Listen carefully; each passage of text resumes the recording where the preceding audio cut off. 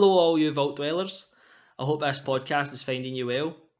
This is me, your host, Gary Moore, one part of the Vault Dwellers. The Vault Dweller podcast is a podcast with two friends from Scotland. We talk about games, movies, TV, and everything in between. With me is my co-host and the other half of the Vault Dweller podcast is Mr. Mac. How are you doing, Mr. Mac? Hello. All good, mate. All good. Hopefully that's the nerves settling now for this second episode because I think even after the first one, I thought, you know what, we're professionals. Look at us go. Look, we've got this uploaded. We've got images. It's already in artwork. It's looking crisp. And then about an hour before we started recording, I'm like, oh my god, I need to do all this all over again. What if something doesn't record properly? Like, so Arse clenching moment. 100%, 100%. So obviously, we have our second episode here. It's not as much of a off the cuff name, if you like, is what we had the first week, and it being Origins and where we started from, and where our gaming kind of thing started from. But obviously, we have a load of ideas that we're trying to work through, and just some of them obviously fit better than others. We're really, really excited to get into this because we put a lot of work into the preparation for it. Probably too much, Definitely. in certain parts. But I think off the bat, for myself and Gary, I think we'd kind of like to thank everybody, especially everybody on Twitter and YouTube, and the subscribes and different likes and comments and stuff, and it's been really good. I don't think we really expected so many people to even to listen to it actually off the bat and give us some good feedback. So kind of shout out to everybody for that. I think to start with, I think even you were surprised yourself, mate, for what we got to start off with. Yeah, I was really shocked. I keep saying to Sean, I was like, I can't believe people actually listen to us. I know.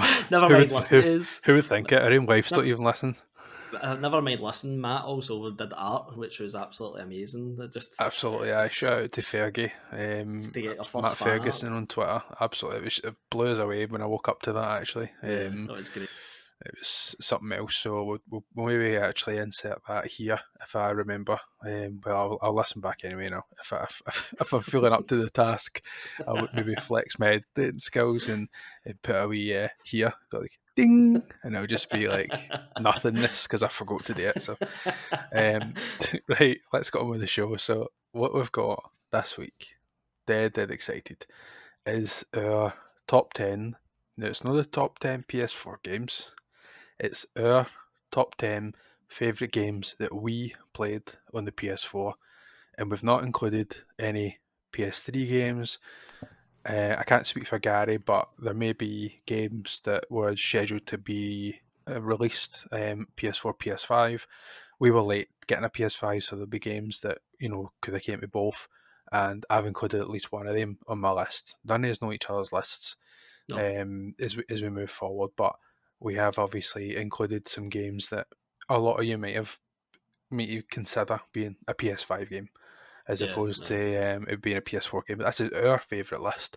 So I'm yeah. not saying it's the best list. Any any issues you've got with games that we didn't pick up, send it to somebody else. I don't want to hear about it. Same as the Pokemon stuff, right? Gary took the fall for that, but we because it's our favourite game, so we're not saying that one's better than the other. I would like to see in the comments though if you think that if you want to make your own top 10 kind of favourite games, or you think that what about this one? What about this one? You think that would be more favourable for the kind of games that we like? Because I think they'll slowly pick up the differences even between you and me. Never mind Yeah, us and them yeah. in terms of games that we play, because I don't play all kind of games. I probably play a lot of the kind of most common ones, and then a lot of games that not that many people play. So Yeah, I think it'd be good to hear from you this both. is a good exercise. I always like these kind of exercises because it is personal favourites. Just everybody's going to have a different list, doesn't matter who you ask. And it's good that we don't know each other's lists either. So God knows what's Yeah, on these lists. no, definitely. And as I said, obviously we're obviously trying to have a bit of a backwards and forwards on each of the games, regardless of who's the person that's picked it. So if there's, if Gary mentions a game and I've got it, I'll say it's on my list, but I won't say where. I like the mystery. Nothing if not good showmanship. Anyway, enough of the nonsense and and all the thanks and all that stuff. You get it. We're thankful. Let's get on with these top 10 lists. Number 10. Number 10, Gary. Let's kick it off, mate. What have you got for us? So my number 10 is Yakuza 6. Ooh. Made I never really by, thought of them, by the way. I know. Made by Ryu Gai Kokuto, something like that. Listen, Absolutely murdered listen, that. try saying anything in a Scottish accent. It's some laugh. There's actually a lot of words I can't actually say, by the way, and I'm not shy in telling you that, but, aye, So comments yeah, below. made made by Sega, basically. Yeah, Yakuza 6 is my number 10.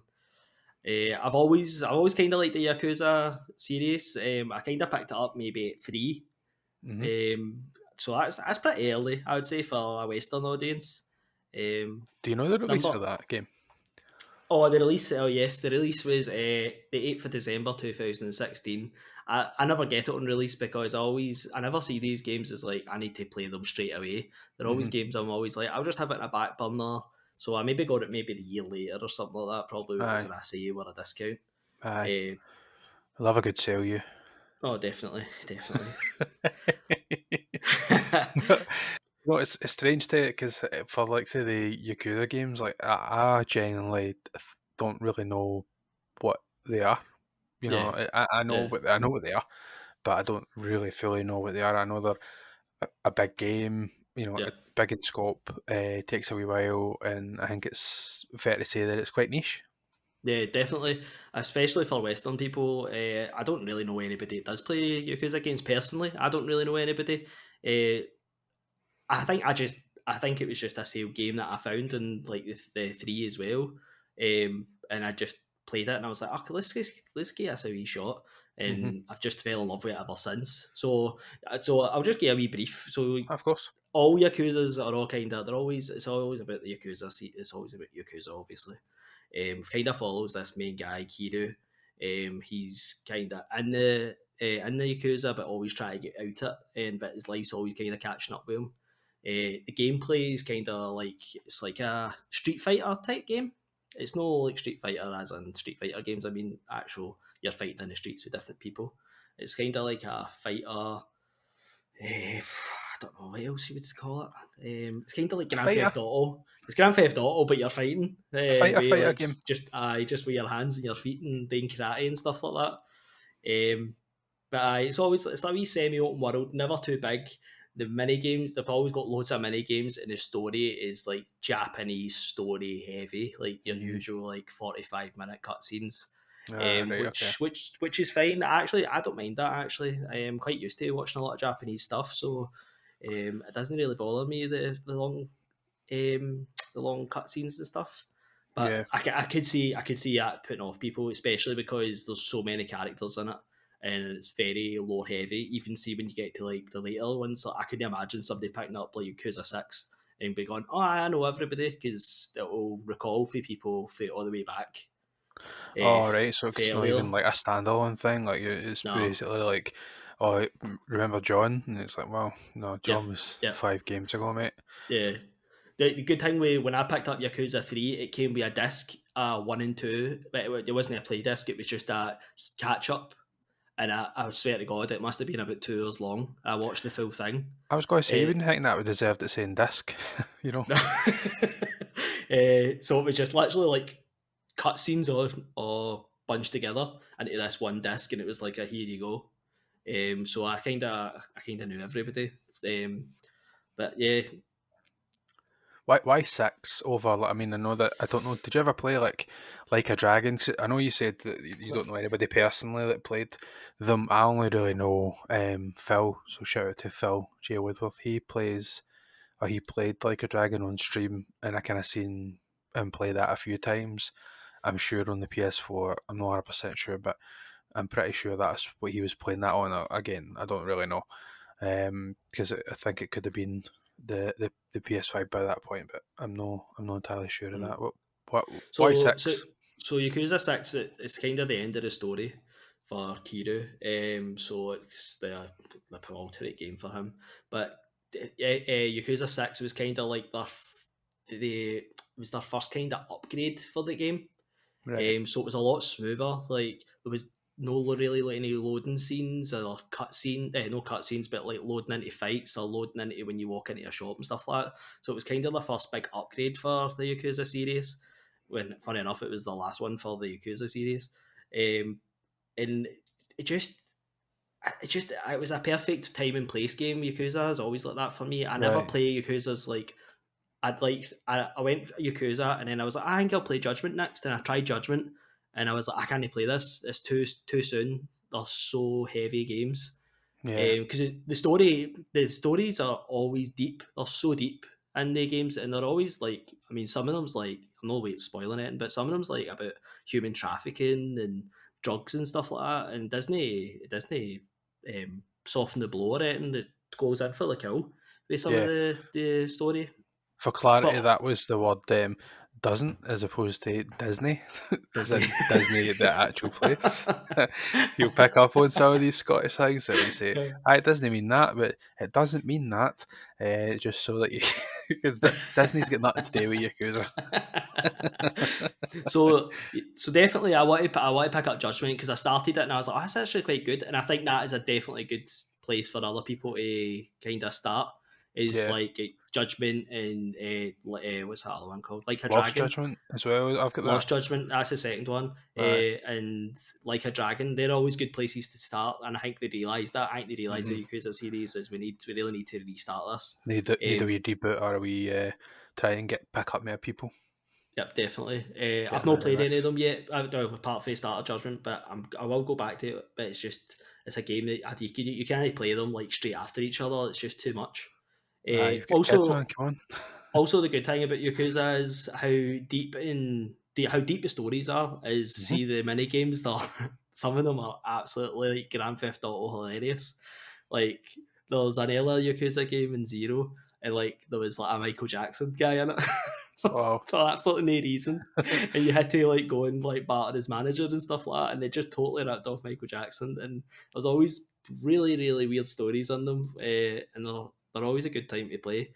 I think Yakuza 6, I probably picked that. This could have been any Yakuza game really, because Right. Right. Okay. I just like them all.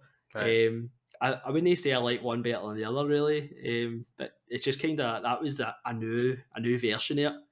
And yeah, I've seen like Judgment and I've seen like videos of like Lost Dragon, and I'm like, all right, you can just see well they started with Yakuza 6, and it's like, all right, this is a building block for now. Um, the combat's great in Yakuza 6. People say it's not the best, but I actually quite like it. They kind of changed it up in all the games, but Yakuza 6 is just like you have like this main character and you just do your usual upgrades, and more upgrades you get more fighting, no stances, but fighting like unlocks. You'll do different powers, different super kicks, all this kind of stuff. So it's quite like an RPG. It is. There's RPG. Yeah, I mean it's usual. You can buy clothes, upgrades, all that kind of stuff. The only thing is in the Yakuza games that I don't like is when you buy clothes or you buy stuff, Easy wears the exact same suit, and it's only like upgrades, and you don't actually see it. I hate that. No. I No. hate No. that No. in No. games. No. No. No. No. I hate that in games. That is one thing I don't like about Yakuza series. No. Get out of here, I Avengers. know. You know what I mean? Like, what's going on with this? No, But I like yeah, even a it's wee change, like a wee, a shiny, a bit of armor, a wee something. I don't know, but just just a something. I know. bracelet or a watch or Aye. something, Aye. and if he wanted to keep the same suit, fine, put a wee chain on him, something, but no, it's just upgrades. Oh, you can put body armor on underneath. I hate all that stuff. Mm-hmm. But the mini games are always great. There's actually an arcade in the wee town that you can actually play like proper Sega games. So there's like the race. I can't remember what the racing game's called. It was one of the Sega racing games. But Virtual Fighters, actually the full game of Virtual Fighter is in this game. That's pretty cool, man, isn't it? That's cool, isn't It's just it? stupid things like that you really love. it's really crazy. There's like wee claw machines and stuff like that. You actually like collect all the wee characters and the wee pinball machines. It's so good. There's like baseball and karaoke. The karaoke's always funny actually. Because it's in Japanese, so Aye, the guy just did it Yaude, and it's in Japanese. It's brilliant. But it's a very deep game, but also I find it just extremely charming because the series. And six is it just has to be on my list. A PS4 games. I was looking at my full list and I whittled it down, and I was like, it just has to go on there. aye, I I get just love that. this series. Aye, I get that. It's not something that I've played, so apologies if I've no kind of weighed in and probably helped you through some of that there because it Don't is a worry. bit more difficult. I've probably got one or two that are fairly similar in that vein where there's I know one for sure, but um, aye, it's hard when a game clicks like that so well. It's hard to then just disband it or put it off the list. I did have a few like that, but there was so many other games that I thought no, they deserve a place on that list, so I can't include these other Yeah, games or this other yeah, game or whatever. Like you forget. I had obviously went into PSN profiles to download all of my information. Well, I just copy and pasted it actually, but in an Excel sheet and kind of filtered it because I really didn't want to miss any games that I played, and it's really surprising how many different games that you've played and pinged trophies on. So I shout out to you, Kuza. You get any other points, mate? no, not really. I think I've kind of said it all. No, I'm happy. Oh, good then. Next up's myself. Surprising nobody probably with this number 10. In fact, I'm pretty sure that Gary could probably even probably hit it with it more than anything else. But number 10 for Mr. Mac, Snowman Sky. And No man's sky. obviously, everybody knows that developers are Hello Games, and it is one of the biggest turnaround stories. And I don't think if they didn't recoup it, I would have played it. I bought it on release, back in 2016. It came out, and since then there's been 18 free DLC packs, and off the bat, I'll say that if there were any of them that were paid, I probably would never have touched the game again. They've done a good job of putting the money back into the game, I would say.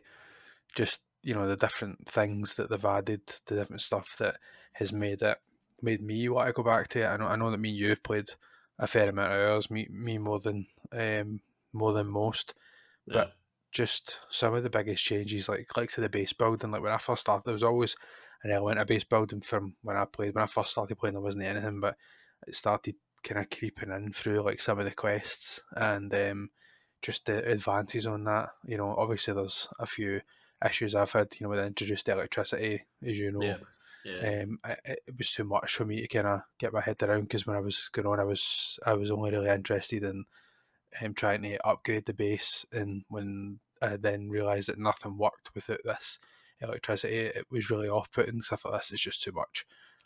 But it was probably one of the first games in a long time that sucked me into the offline world of it, like looking mm, at all the different wikis, checking all the different stuff, like what should I be looking at, how can I set up this grid, like I have like a proper power grid in that game, like in my base. Like I was living on like a one planet continuously. Like me and Gary would play this co-op, and he'd go away, and he's like, "Oh my god, oh, look at this planet!" And he would be like 3 galaxies up the road. You know what I mean? And I was still sitting in this wee planet, just going back and forward and building this bigger base.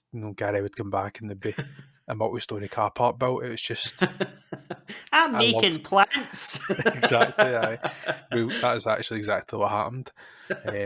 Made plants so I could make ice stuff. It's strange, but it's just one of the games that you can switch off to, and I think we all need that sometimes. We need that kind of game where we're going to be able to take a game and just completely switch off. Um, I did have like a quick, a few kind of notes. Obviously, there is an overwhelming nature to it. If you don't have somebody that's there to to guide you to play the game. I think now you would be Yeah, completely lost. I mean, you're yeah, talking about definitely. there's just so much stuff in it where you've got variety in the planets now. There's so much more variety than there ever used to be. In terms of the pet, there's obviously pets, vehicles, pirates, freighters, everything. It's crazy the amount Yeah. of stuff that they've added. It's brilliant, but if you don't have somebody else there to kind of tell you this is what you should do, this is what you shouldn't do, Mm. it's just not going to work. No, see if I turned that game on now. See, even though I've played it before and played with you, which I would say you're pretty an expert at this game near enough. I like when I played with you recently. I turned it on. I was like, "Oh my god, this is just a different game," and I felt lost, Yeah. which is strange to say, even though I've played it before. I was like, I just don't even know what's happening. I was getting shot. I was dying. People were trying to steal my stuff, and I was like, I don't even know what's happening anymore. No, Help! it's because obviously I mean it's good from a gameplay point of view. They've added the Nexus, which is the multiplayer game mode. We didn't have that when we were playing. So the idea that you've got expeditions and missions and teams and stuff like that, where you're in a group and the person's booting setting the mission off and you're in the same mission as them. Like we didn't have any of that. It was just I'm doing this mission and you're away doing your thing. There wasn't really a togetherness about the game. I think if we Mhm. started playing it now, either one or two things would happen, we would get really lost, or it would really click with us because there is that kind of something to aim for. I Yeah, do think that there's no a lot to aim for if you're not invested in a few things in the game. Like I like the idea of upgrading everything. I like the fact that when you've got the vehicles, you've got your kind of Iron Man suit if you want to call it that, but you've got this kind of suit and different cars and different stuff and finding upgrades and learning the things, and it's just trying to get different forms of currency to unlock or improve different things. But yeah, at the end of the day, though, you probably find that if somebody was to put it on there, they'd be like, "What am I supposed to be doing? Like, I'm supposed to be trying to go and find this thing." Like, it's not a game. It doesn't hold your hand. It's quite confusing for a hmm lot of sense, and I think you need the internet a lot for it. So it's my favourite game. That's why I think for me it deserves a place on the list. I have streamed it a few times. I did one of the derelict freighters on stream, which I did with Gary and our good friend Hoodie the last time we Hooray! played the game, which was really really good. That kind of Dead Space vibes Yeah, to it. When you're kind of creeping through this dark abandoned freighter. I would like if there was maybe an enemy in there though, not as yeah, it'd be opposed to quite just good. some Yeah, robots. And maybe it's like an enemy that you're not supposed to be able to kill. mm. You know what I mean? That kind of thing. Like it's Yeah, really kind of Dead Space esque of that, where it's just like an really, alien. yeah, exactly like Alien Yeah, Isolation, where you're just hiding. yeah, I think yeah, that would be like the next level. Whether that's something that they've considered or thought about, I don't know. It's a yeah. big game though, so I understand that That if is they. That is pretty amazing how much that they've actually added to it. Like, Mhm. see, I mean, I wasn't an early adopter. I got it when free in PS PlayStation. Plus, So I right? don't know. I was at least a couple of years ago now. And even back then, like looking now, it was still pretty basic back then. But there's just so much. It's so detailed and everything's got a purpose. And you might not know the purpose until about 100 hours in. But Yeah, you yeah. better get collecting and get storage pods. Exactly, and that's it. Story Simulator 101, that's for sure. So yeah, that's pretty much everything I've kind of got to say on the game. We're not here to sell the games to anybody, so we don't want to go too much deeper into the old No Man's Sky. If No man's anybody's sky. exactly, if anybody's looking for any hints or tips or that, drop a line in the comments, and I'll send you to some real players because I'm only kind of I only half know how to play the game. So Number 9. moving on to number 9, then we've got that's a good start. That's a really good start with the number 10. So it's actually kind of you've piqued my interest if I'm honest with you in terms of what's on the rest of the list because I know there's only a finite amount of spots for the games that I believe should be on your list or could whatever I would expect Yeah. on your list, but Anyway, number 9, take it away. Number 9 is Hitman. Oh, do you know? Re- Again, I never seen that coming. Released on the 11th of March 2016 by IO Interactive. Mm. It was released episodic, but I did not get it straight away because I was like, I'm not into this episodic stuff. I didn't want a Aye. broken up game. I was done. Telltale were already done a number on me with them. I just couldn't take any more. I was going to say you were scarred with the Telltale ones, weren't you? Oh, definitely. The Batman one was actually the worst. That was chronic because they were coming out and they weren't even working sometimes, and sometimes you would start and it would delete your memory, your save and all that. And I was like, oh my god, I'm done with this episodic stuff. Delete But your memory. I don't need that at this age, by the way. All bad enough. right. So Hitman. I mean, I don't know anybody that's not really seen or played a Hitman game, but Hitman games, what can you say about it? It's a game where you have an area and you just go about trying to kill a target with anything, and you can dress up as anybody, and it's all you can play Hitman any way you want really. Absolutely, yeah. Um, you can go full stealth, which is I always try and do. Which I actually found quite funny going back to doing that because I hadn't played a Hitman in I played all the Hitman, but a proper this went back to basic Hitman. Or This was like blood money, like that yeah, kind of those days. this is a proper like we are going back to the Hitman formula. Hmm. Like you will be chasing a target and you will be just following them for 10 minutes, and he will just be going to the toilet, walking about, and you're following him, and that's it. Which it Follow was the man quite. to the toilet simulator. That's Aye, it. aye, of course. Why would you know? Uh, Have you played the most recent one though? I've not played three. I've played two. Played one and two. I Right. didn't. I've not got three yet. It's one of the games that you can't. I don't feel like I can play. I like season as soon as it comes out. I'm like I'm not feeling it. I need to be in the mood for a Hitman. Yeah. I always like it in a lull because it's a game. It's a game that when I get into it, I get invested into it, and I'm Aye. always trying the levels. Like It's a game of obviously, patience. yeah, exactly. And then it's always like, oh, what can I do next? Oh, maybe if I do this, or maybe if I get that the next time, maybe if I get this guard and get his outfit, maybe I can sneak into that place the next time. Like, Hmm. I did get quite invested, which I was surprised at because I thought maybe that was just a young thing. Because I mean, like a Hitman 2, like, I don't know how many times I've played Hitman 2, like the first Hitman 2s I'm talking about. First Aye. Hitman 2. Aye. Not the one that came out just before 3. Aye, yonks ago. I must Back have in the played day. that. I must have played that for about 100 hours that game, and there was about 4 levels or something, Yeah. you know. Aye. And I have I to was the say, same. with this Hitman and Hitman 2, I've done the exact same thing. It's a nice wee nostalgia, a wee nice wee nostalgia play. You know, it's like I kind of know what's happening in these games, but if anybody's not played Hitman, it's you know you can literally kill your target in multiple ways. There's like about 100 items in the game, and at each level probably like to frying pans, to scissors, to guns, to toilets, to everything you can imagine, blown up speakers. Like it's just a playground of death. Aye.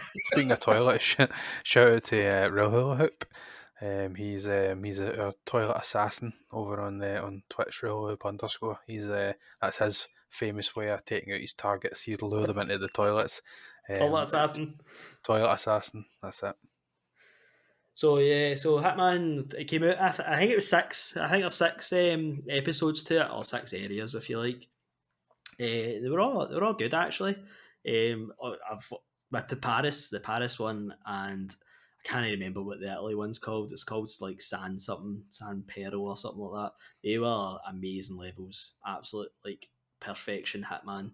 If I would say go, if I would say go and play them, they're perfection. I've heard three has got a level that's absolutely fantastic, so I actually can't wait to go to play Hitman 3.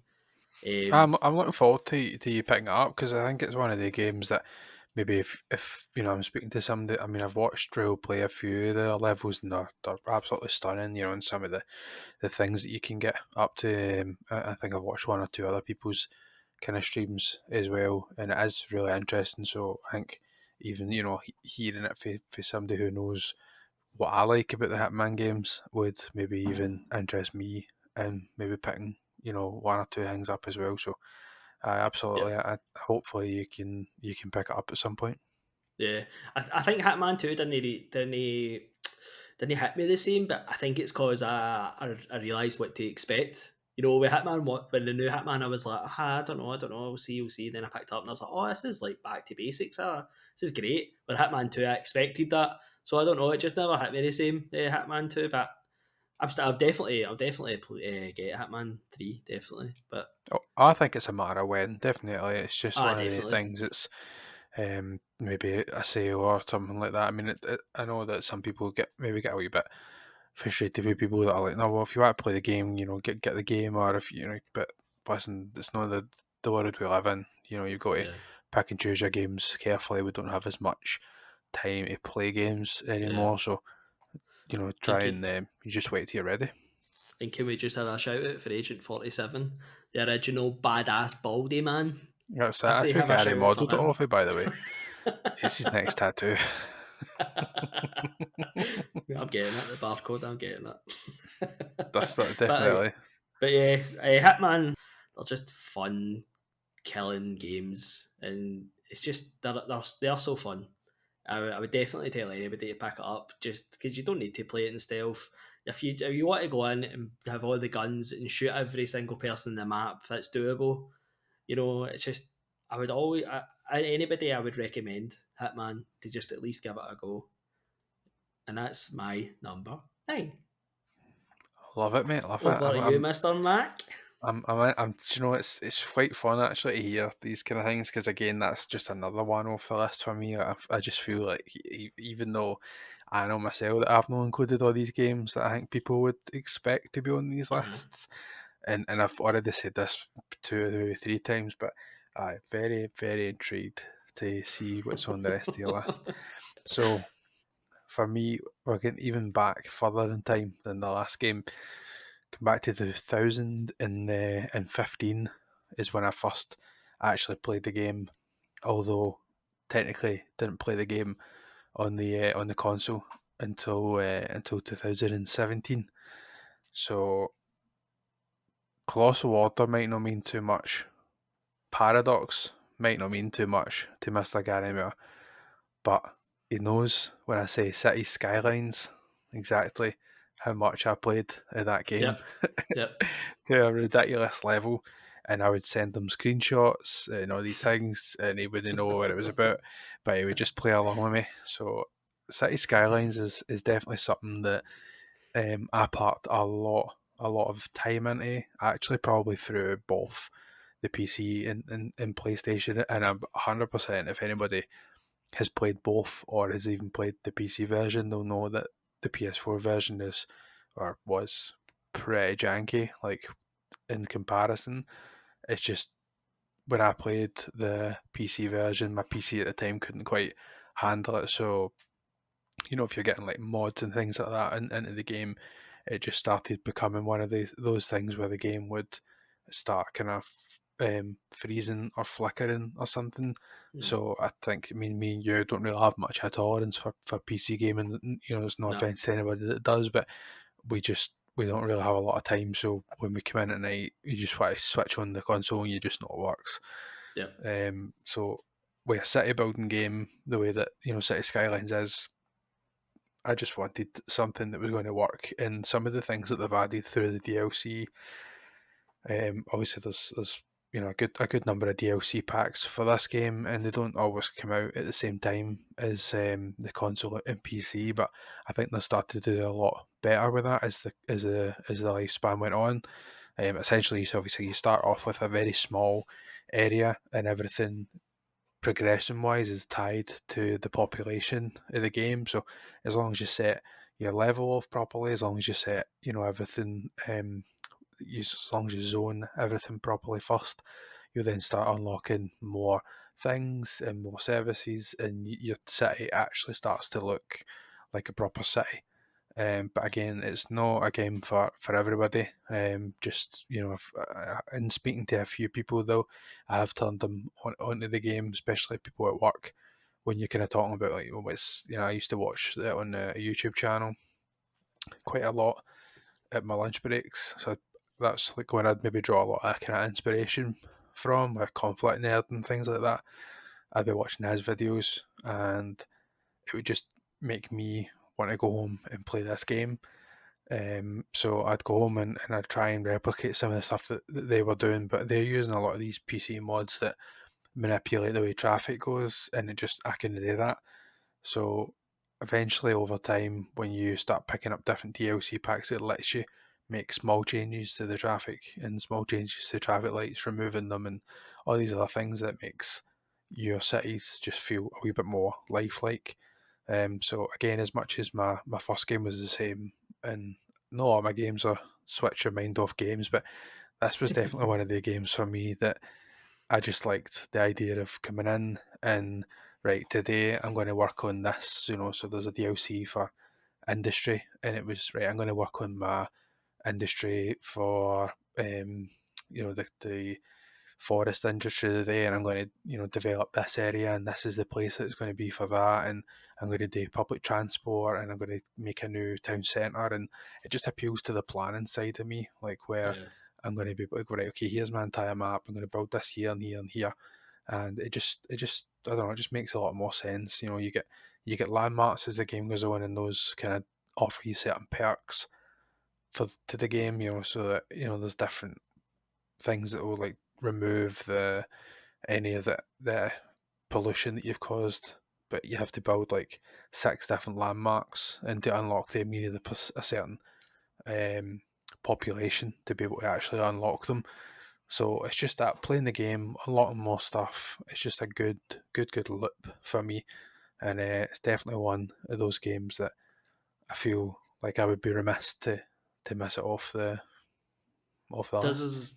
Does it have destruction and stuff like that in it? Does it have like tornadoes or whatever, or volcanoes or whatever? Yeah, obviously, like that's a kind of SimCity Yeah, yeah, that's thing what I'm that in thinking. it, and Yeah. there is a specific DLC pack that adds that in. It's no Mhm. one I wanted because man, if You just if I want to had build built it. something, if I'd built something, I can't build things anyway. With Yeah. it, people cracking up with me, or stuff going on fire, or stuff not working properly. Never mind, a meteor coming and destroying half the place. So I never ever bought that one. It's not something that ever really appealed to me. I like the campus DLC where you have your in university, Mm. or my kind of favourite one, to be honest with you, is the parks. I just like the idea that cause when you unlock that, you have things, there's different types of parks. It's as boring as this sounds. You've got theme parks and zoos and just regular parks that you can place and actually design the inside of, but for different Mhm. paths, and you add toilet blocks and all these stupid things. But for those kind of boring, mundane parks where you're just putting trees and whatever else, it becomes a feature for that Yeah. area of that city. If you zoom out, that's what I like to do when I'm right in the roots of a city, and then you zoom out and you just see like how lifelike it is, and it's just this living, breathing thing that Yeah. if you take your eyes off it, it's just it can crumble if you're not paying attention. Yeah. And then obviously you've got zoos, and you have to make sure that you've left enough room for expansion because zoos are massive in the game eventually. So I think it's just one of the things I really enjoy planning and then executing what I had in my mind, and just Yeah. seeing how it's going to come off. I have a lot of kind of imagination for that kind of thing, to be able to kind of plan. Right, I want to develop all of this coastal line stuff, and that's where my fanciest houses are going to be. And I don't know, it's just Yeah. silly things like that just makes a difference. It's quite funny how like my first two games have been like action orientated, and your two have been like planning and making stuff. Like, you know what I mean? They're different games, but they're still but base building and or city building. You know, it's quite funny how it goes. No, you're intriguing me with this list. I don't know what. No, It's going to be like honestly, like Sims 3 no, next. it's funny because like that's probably the two like biggest outliners. I'd say there was maybe one more that you would maybe not really anticipate being on there, then the rest of them are some pretty big games. But um, I think I'd maybe get you away. Not the next one, maybe the next one, but definitely the one above that. So I'm interested to get into them as well. So I'll not talk too much more about this because we're a fair bit in and we're only kind of at number 9 at the minute. So we'll just I'll cut this out so that we're not still going at 3 o'clock in the morning. But What did I yeah, say? I said this is either going to be a 40-minute podcast or a 3 on 40-minute I podcast. never corrected you on that because there was no chance it was going to be 40 minutes. This is definitely a chunky podcast compared to the first one, but we're not Chunky rushing. boy. We're definitely not rushing. We'll take our time through the rest of the topics and things. It's just there's not really too much more to say on City Skylines. I think it's definitely one of those Marmite kind of games. You love it or you don't. Not everybody's going Yeah, to gel with that kind of game. It speaks to the peacefulness of how games work. Sometimes with me, I don't even listen to podcasts when I play it. I just like to actually have in a time, moment. and it's just the sound, and you go in and you kind of focus on changing and making things. I just like the progress of it. I like taking pictures, screenshots of the game, and being able to look back and see things, or visit go into cities and specifically look at certain elements of these full places. I have set pieces in mind and I work towards them. Yeah, So yep. that's the reason why this game is on the list for me. So rolling on. Number 8. Number 8 for us. So Gary, what is it? So my number 8 is Assassin's Creed Origins. Hey. It was released in 27th October 2017 by Ubisoft. I'm just going to keep doing voices all the way through this podcast Obviously, now. aye. That's the game. So Assassin's Creed Origins is most people know as the one in Egypt. Uh, Egypt is just, I think Assassin's Creed with me is always like, I like this place, I don't like this place, I like this place, and Egypt was just that perfect place for me. I was like, I am so like intrigued by this and it's ancient Egypt, but no ancient Egypt. It was absolutely perfect for me. You play as Bayek as Siwa, but that's so good. I love him. He's so cool. Um, the thing I liked about this Assassin's Creed, I think this was one of the ones that they kind of took a break. They kind of like we need to kind of get this a wee bit better now. So they kind of copied like Dark Souls ish. It wasn't quite as hard as Dark Souls, but the combat was more like Dark Souls. So this was when they kind of brought in that kind of fighting, which I think actually just totally improved Assassin's Creed. I, I did quite like the Assassin's Creed when it was like woof, wow, one hit to kill because it Yeah. was a bit of realism about it. But actually, as a game, I think this combat actually makes Assassin's Creed better. I mean, I was an absolute beautiful game when it came out. I know a lot of it's just like sand and stuff like that, but the temples and the pyramids and even the sand was beautiful. It's just absolutely a stunning game to look at. Um, it had a lot of like tomb raiding and stuff like that in it as well that I really loved. I thought that was a really cool thing. Assassin's Creed always kind of had a wee bit of tomb raiding and stuff, but actually gone into like a pyramid and it had like booby traps and snakes and fire pits and stuff like that. It was great. It was just a great addition, especially to Egypt, because that's what you're kind of expecting in a pyramid, aren't you? Aye, that's the theme in it. That's exactly they kind of leaned into it in all the Yep. right ways. Aye, definitely. That's for sure. I think though when obviously I've not played as much of the Assassin's Creed games as you have. In fact, it's really just Valhalla is my biggest toe dip. But I did play a wee bit of Origins, and I think I did enjoy it. I don't think the stealth was as good as some of the games or some other games. It feels like that they were on high alert, but that was me comparing it to some of the other maybe some of the other games Yeah, yeah. I think that I played. Origins, funny enough, if Origins was the first one that they kind of were upgrading. So I think they did have a lot of like teething problems with the stealth. I think they wanted you to use a lot of bow and arrow because that was a big, oh, look, I've got a bow and arrow, boom. Yeah, They wanted you to use that. But No, it's a great game. I absolutely love it. It's a game that I didn't expect to love, even though I liked Egypt. But I was like, I'm getting a bit bored of Assassin's Creed now. And then I played it, and I was like, I am so in I'm again. back. I'm back, I baby. am back. I am back, and this is much better than I even anticipated.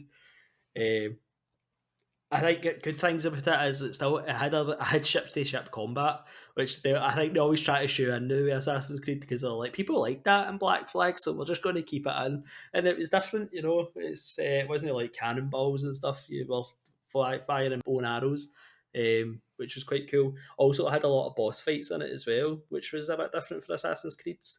There was like guys and like elephants and stuff. Mm-hmm. That was really cool to have actual boss battles that were actually quite hard. Well, I thought they were hard anyway. Um, Assassin's Creed Origins was also kind of. I think it was more the first time that they kind of did like the hunting, like that Far Cry has. Like you actually need to hunt your animals to get the pelts, to get parts of the animals to actually upgrade, which was a nice addition actually. I really like that in Ubisoft games. Um, Yeah, that's what speaks to me in like say the Far Cry stuff. When if you're looking for something to upgrade, it's just like, well, if you want it, go and get it. You have obviously some drawbacks on that where it's like, well, you shouldn't really have that pouch, but if you want to go into this area and try and get it, you're more than welcome to. But some of the stuff that's in there might kind of kick you kick you about the park. So I did enjoy that side to the game as well, the upgrade system. yeah. The also the upgrades with the weapons. Some of the weapons in this game were fantastic. Like you had fire swords, big fires. What are they called? Scimitars? Is that? Yeah, How do you, yeah, I don't yeah. know how you say So that. it's curved sword. And the Fuck big it. curved sword and stuff like that. It was just so fitting for the Egyptian setting. Ubisoft. There's always places that I want Ubisoft to go, and it's always like, I would say Japan, but no Ghost of Tsushima's it. So I would say stay away from Japan. I would actually probably like them to go to China actually, Sure, and yeah. do like kind of these Three Kingdom stuff. I think that would be really cool if they did that. The Vikings would have been my other one, which obviously they've done now.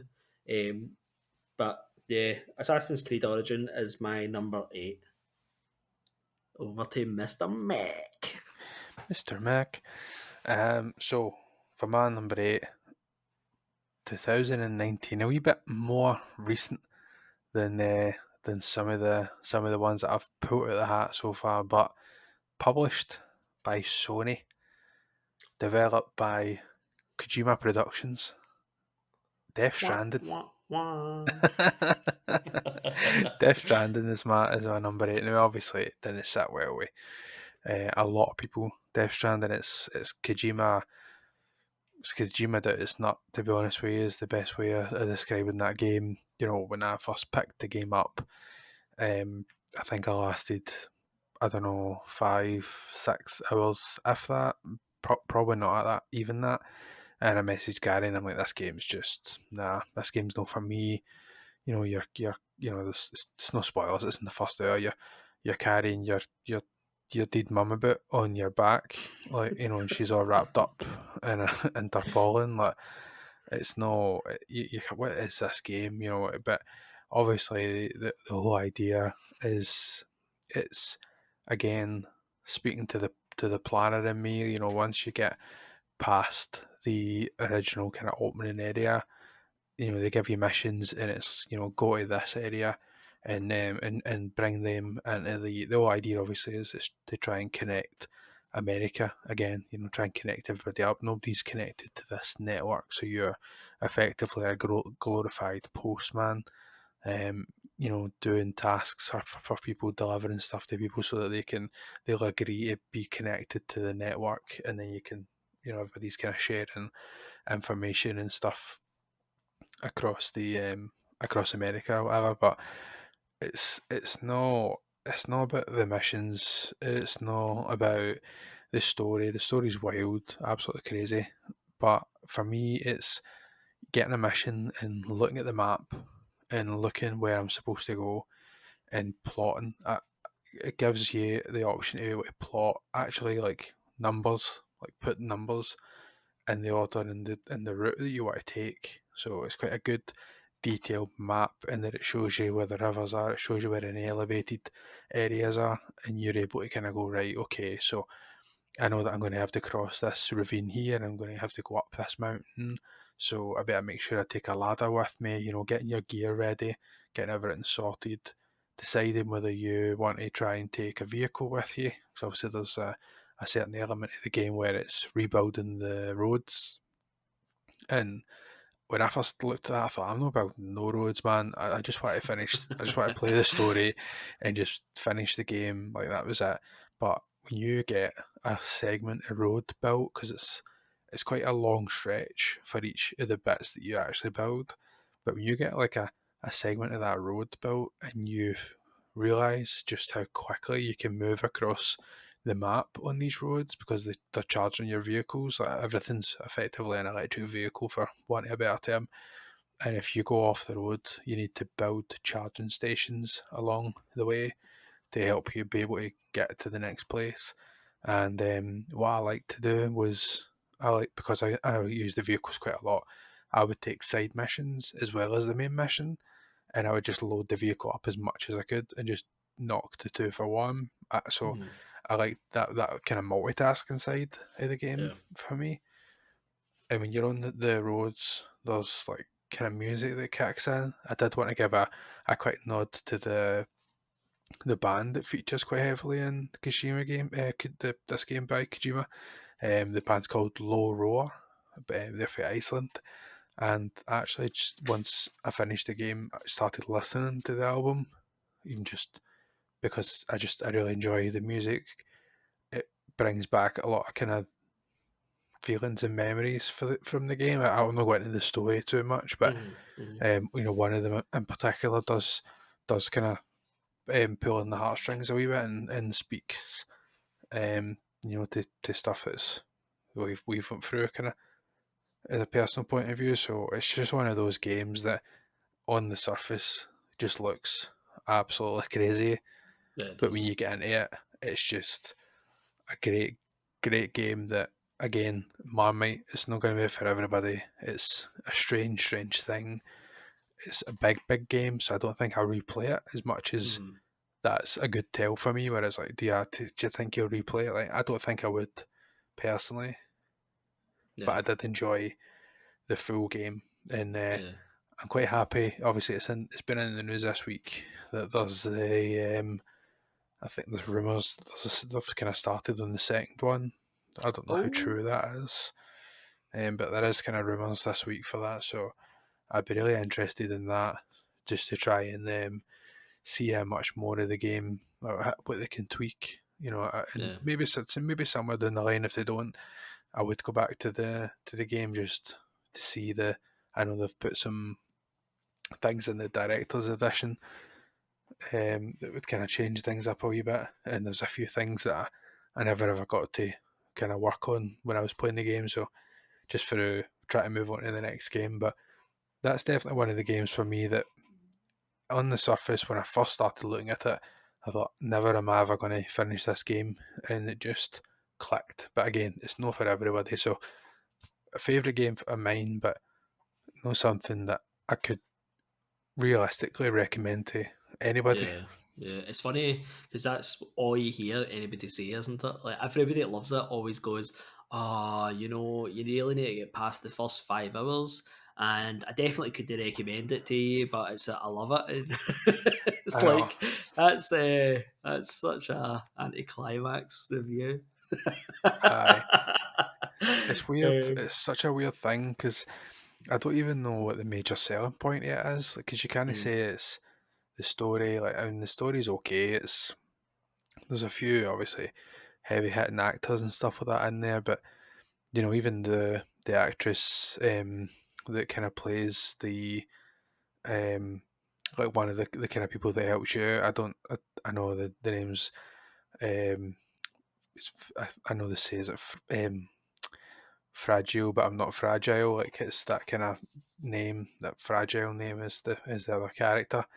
And when I first kind of met them, I was like, I don't get this. I don't mm, understand who this person is, but the more you learn about them, and the more you actually do grow a fondness to them. That Mhm. I'm like, I want to know more about you. I want to, see more of this story and how this goes. So it's strange, but like I said, story took a major backseat for me. I think it's really just I just liked the planning again, the planning side of getting my wee vehicle, putting all the different stuff in it, trying to see if there's different side missions, just try to see if I can get to the other part of the world without any issues or bumping into any enemies or anything like that. So it's a strange one for me because you rely on other people as well because they other people like mark different things on the map to say this area has there's an enemy base here or there's rain here because obviously I didn't obviously go too much into the game, but if there's areas where it's raining, there's that's where it can kind of go into like a Death Stranding type thing where everything goes kind of black and you're getting, whether in a vehicle or no, you're getting put into the ground kind of thing. As much as I don't really can't even explain what that's supposed to be, but it's just it's just one of the games. It's a crazy game and it looks really good. You just So sometimes you just wonder how Kojima sleeps at night with all that shite in his head. honestly, I don't understand it. I really don't. He's an absolute wonder, but good luck to him because his therapist must get a fair fortune out of him. That's for sure. Make a mint. So that's all for me on that one. Number 7. 7 already. What we got, mate? We have Spider-Man. Spider-Man. Mm-hmm. Released on September the 7th, 2018 by Insomniac or Sony/Sony. Aye, good off. Good enough. So, I mean, I don't know anybody that's not played Spider-Man, but Spider-Man, what can you say about it? Probably one of the best hero games ever. I would say it's right up there with Batman Arkham Asylum. I don't know if one's better than the other. They're just a bit too different, but it's definitely up there. Yeah, definitely. I kept actually. That's probably one of the things I kept playing or trying to play Spider Man to start with, like Batman, like when you're on Yep. the ground and stuff. Like I, you can't. Hold on a minute here. I'm missing the key element that I can actually get up and get airborne. That was probably one of Yeah, the do you know what's biggest funny? stumbling I blocks for did I me. did the exact same thing, and I think I texted you, and I was like, I'm not getting this combat. This combat just isn't for me. It's like try to be Batman, but no Batman. And then I think I was on like Sony's Facebook page or something like that, and he actually had a video, and it was somebody from Insomniac like, "You don't play this game like Batman. You play it like Spider Man." And I'm like, "Oh, wait a minute here." And then next time I turned it on, I'm jumping about, swinging my webs, shooting my webs, and I'm like, this is how There you you play this go. game. It There you go. just clicked, just like that. But Spider Man's an absolutely fantastic game, absolutely beautiful. Insomniac knocked it out of the park. I mean, New York just looks so good in this game. The Oh, buildings are absolute perfection unbelievable, isn't it? for a game. I mean, how many Spider-Man games has everybody played in their life? Hundreds, and this how somehow they just absolutely smashed this one right out of the park, and it's better than every other Spider-Man game ever. I'm even saying that about the PlayStation One Spider-Man game. I know there's got to be some haters. I like that game as well, but there's got to be some haters about this. Spider-Man, the combat when you get used to it is good. It's a game that you actually feel like Spider-Man. I think Yeah. a lot of hero games like Batman was good at it as well, but a lot of hero games in the old days kind of missed out on that. You just were kind of playing it, and it was a button mashing, and you're the character, but you aren't really the character. Spider-Man, you are Spider-Man when you It's play very this game. deliberate in its style, Yeah, the definitely. Spider-Man games.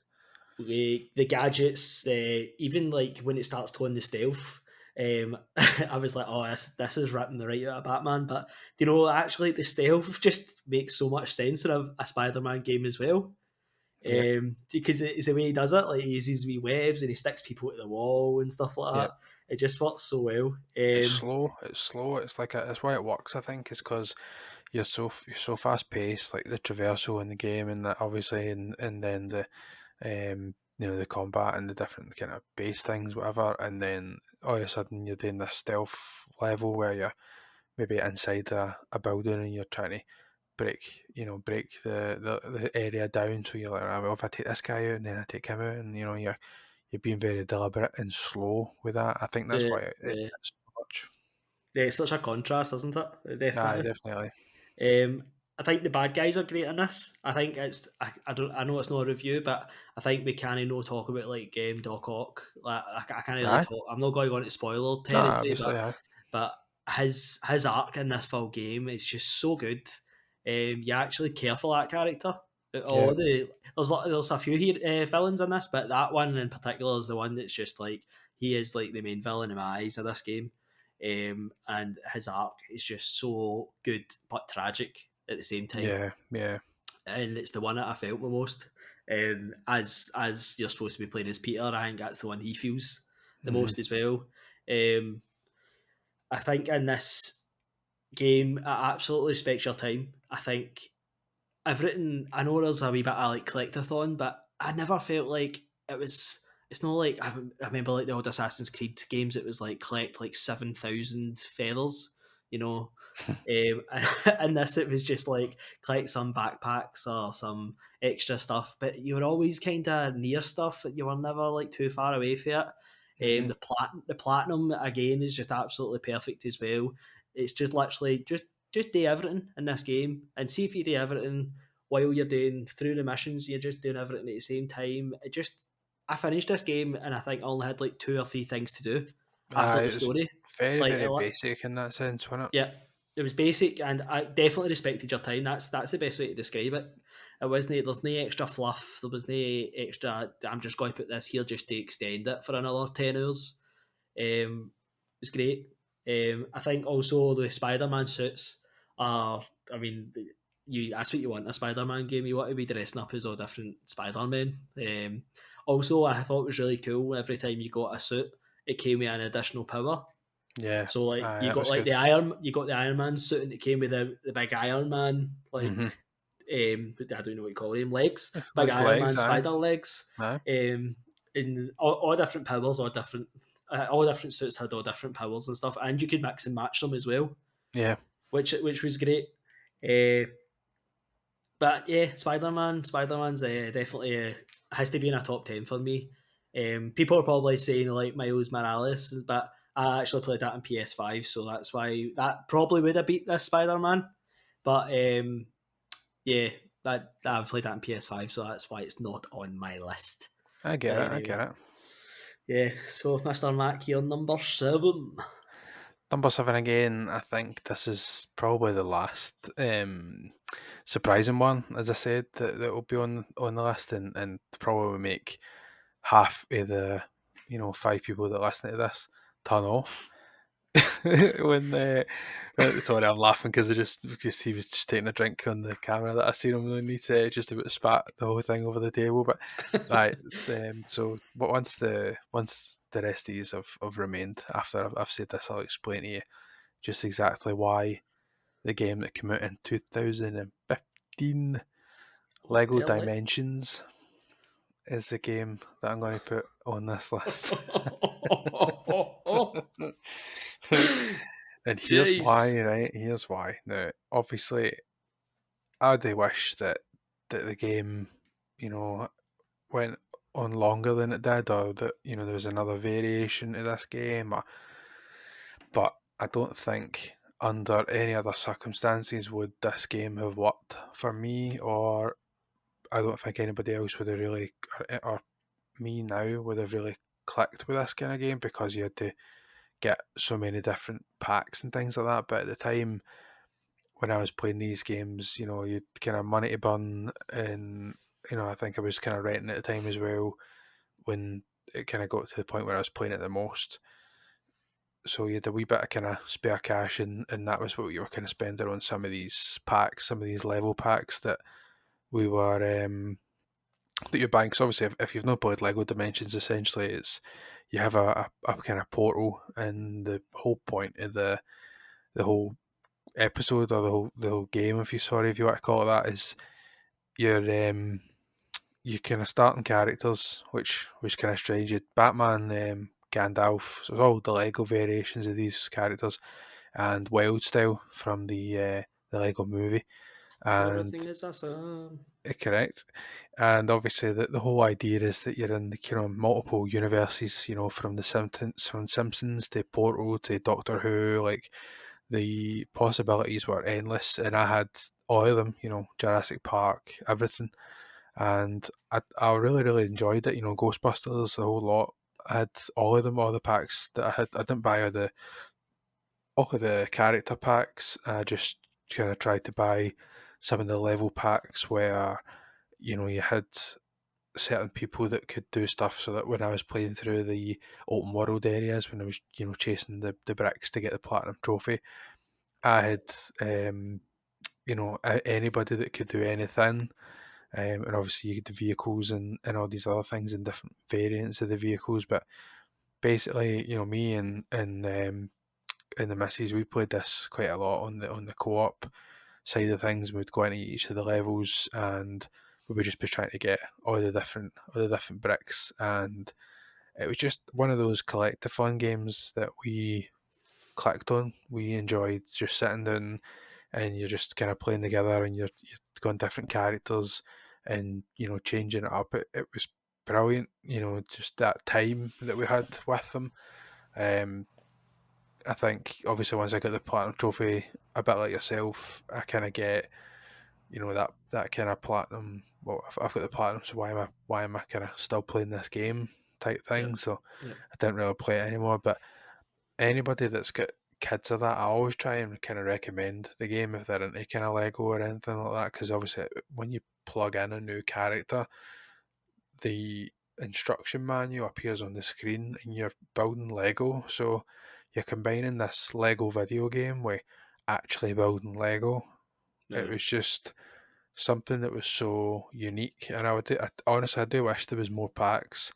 I don't think you could modernize it now. I don't think with a complete kind of reboot that you could do that. But for me, it was one of my favorite games of the PS4. I put a lot of hours into that, and it's just really because of the time that me and the missus spent playing it. So Yeah. shout out to Mrs. Mac because I, she kept that going.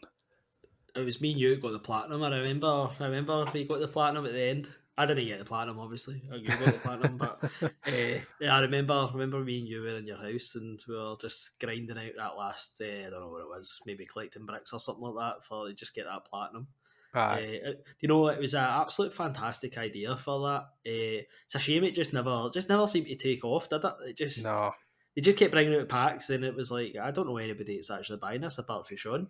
I know. I was going to say, like, I mean, even like say when you started going from the more popular stuff to like Ninjago and stuff like that. So I Yeah, was yeah, kind of aiming at like a younger demographic. Although I did buy that pack as well because it was a full level pack. So it yeah, was just yeah, one of the things that I think it was a gift to me more than anything else. So when other people kind of seen the gifts or the different stuff, because you get a level and you get a world as well that you could explore.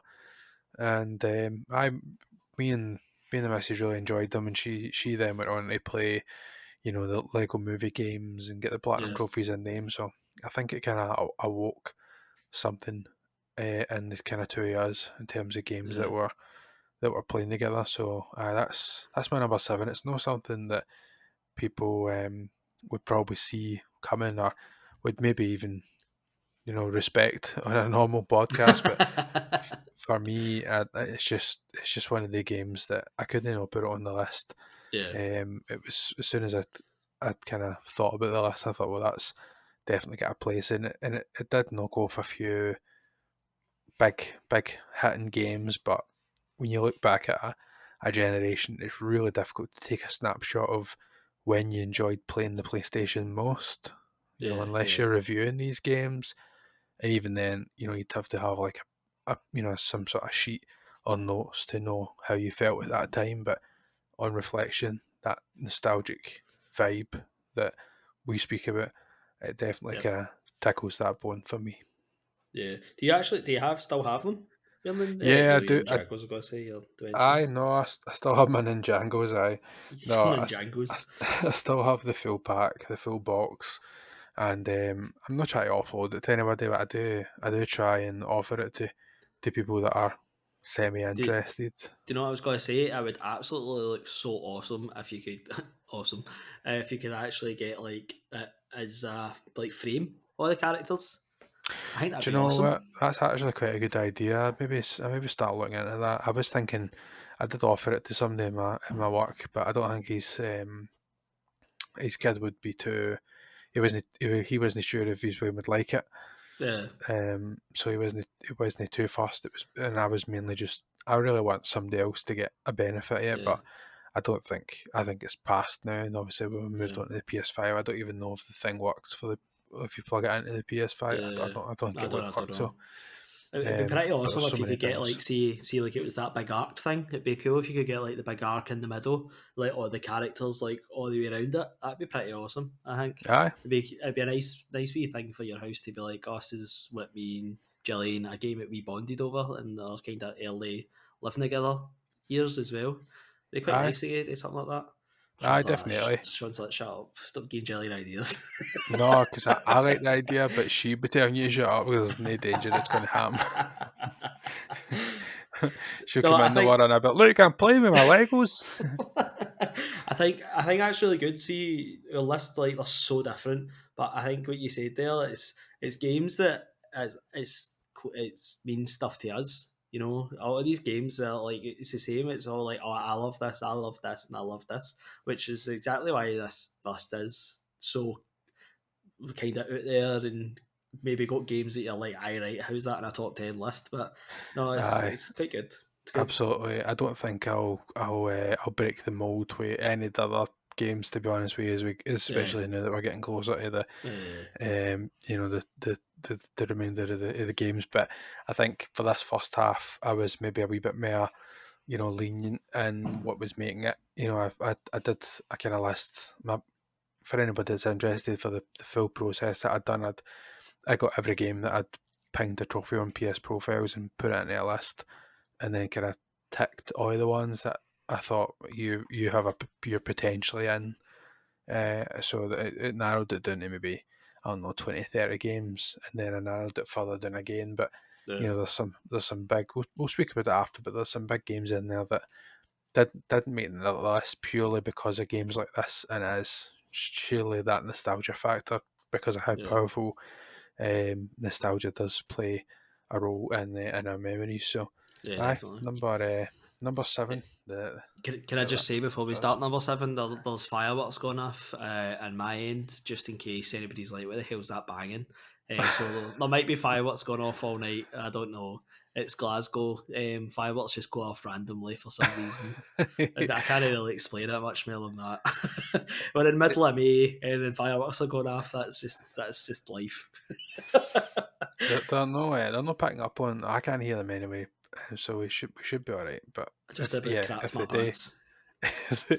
if they are coming up, then I absolutely. And I should mention we're both kind of having a wee drink during this one because it is a bit of a chill episode. So if you hear any kind of pourings and slurpings, we can only apologise, but we're just trying to kind of relax and enjoy this second episode of ours, because it is a very much a light-hearted conversation or that we're having this week, as opposed to some of the ones that are kind of coming up, or discussions that it's not really something that we need to Yeah, concentrate on as much. yeah, It's really just definitely.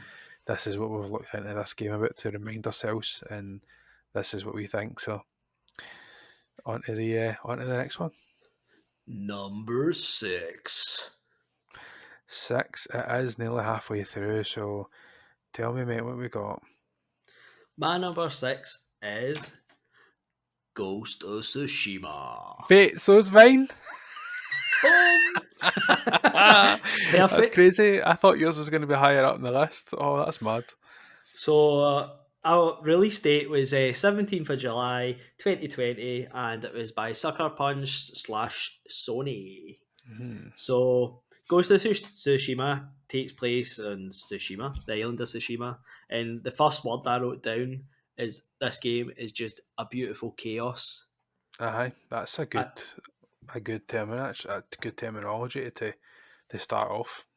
this game is probably the most beautiful, probably still to date, is probably one of the most beautiful games I've ever seen.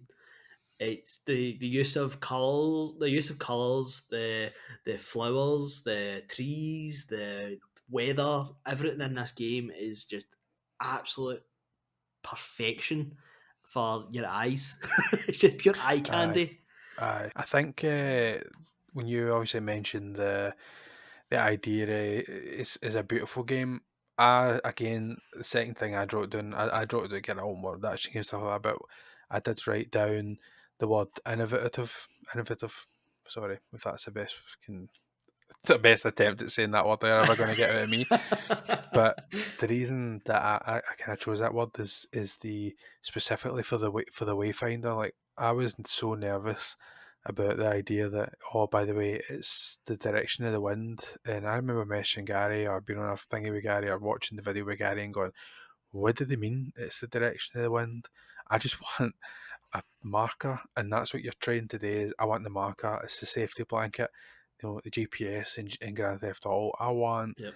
this thing that's going to hold my hand, and I go up to that road and I turn right and I go down that road. That's just what I wanted, but never have I ever found, and I don't think you could apply it to other games, but never have I found something so ingenious as Yep. that is the way that you could do it, because it drove you across fields that you probably would never have crossed, Yep. parts of the map that you probably never would have visited because you would be looking for roads and paths and different stuff to be able to do it, and you never really did that. You just literally stuck to the wind on your back, if you like.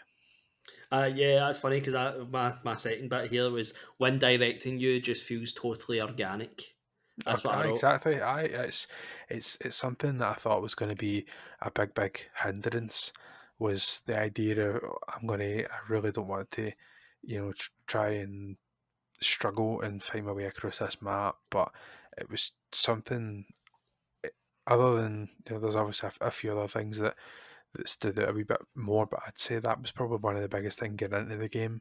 That I was like, I don't really know about this, and I couldn't have been more wrong. Yeah, yeah.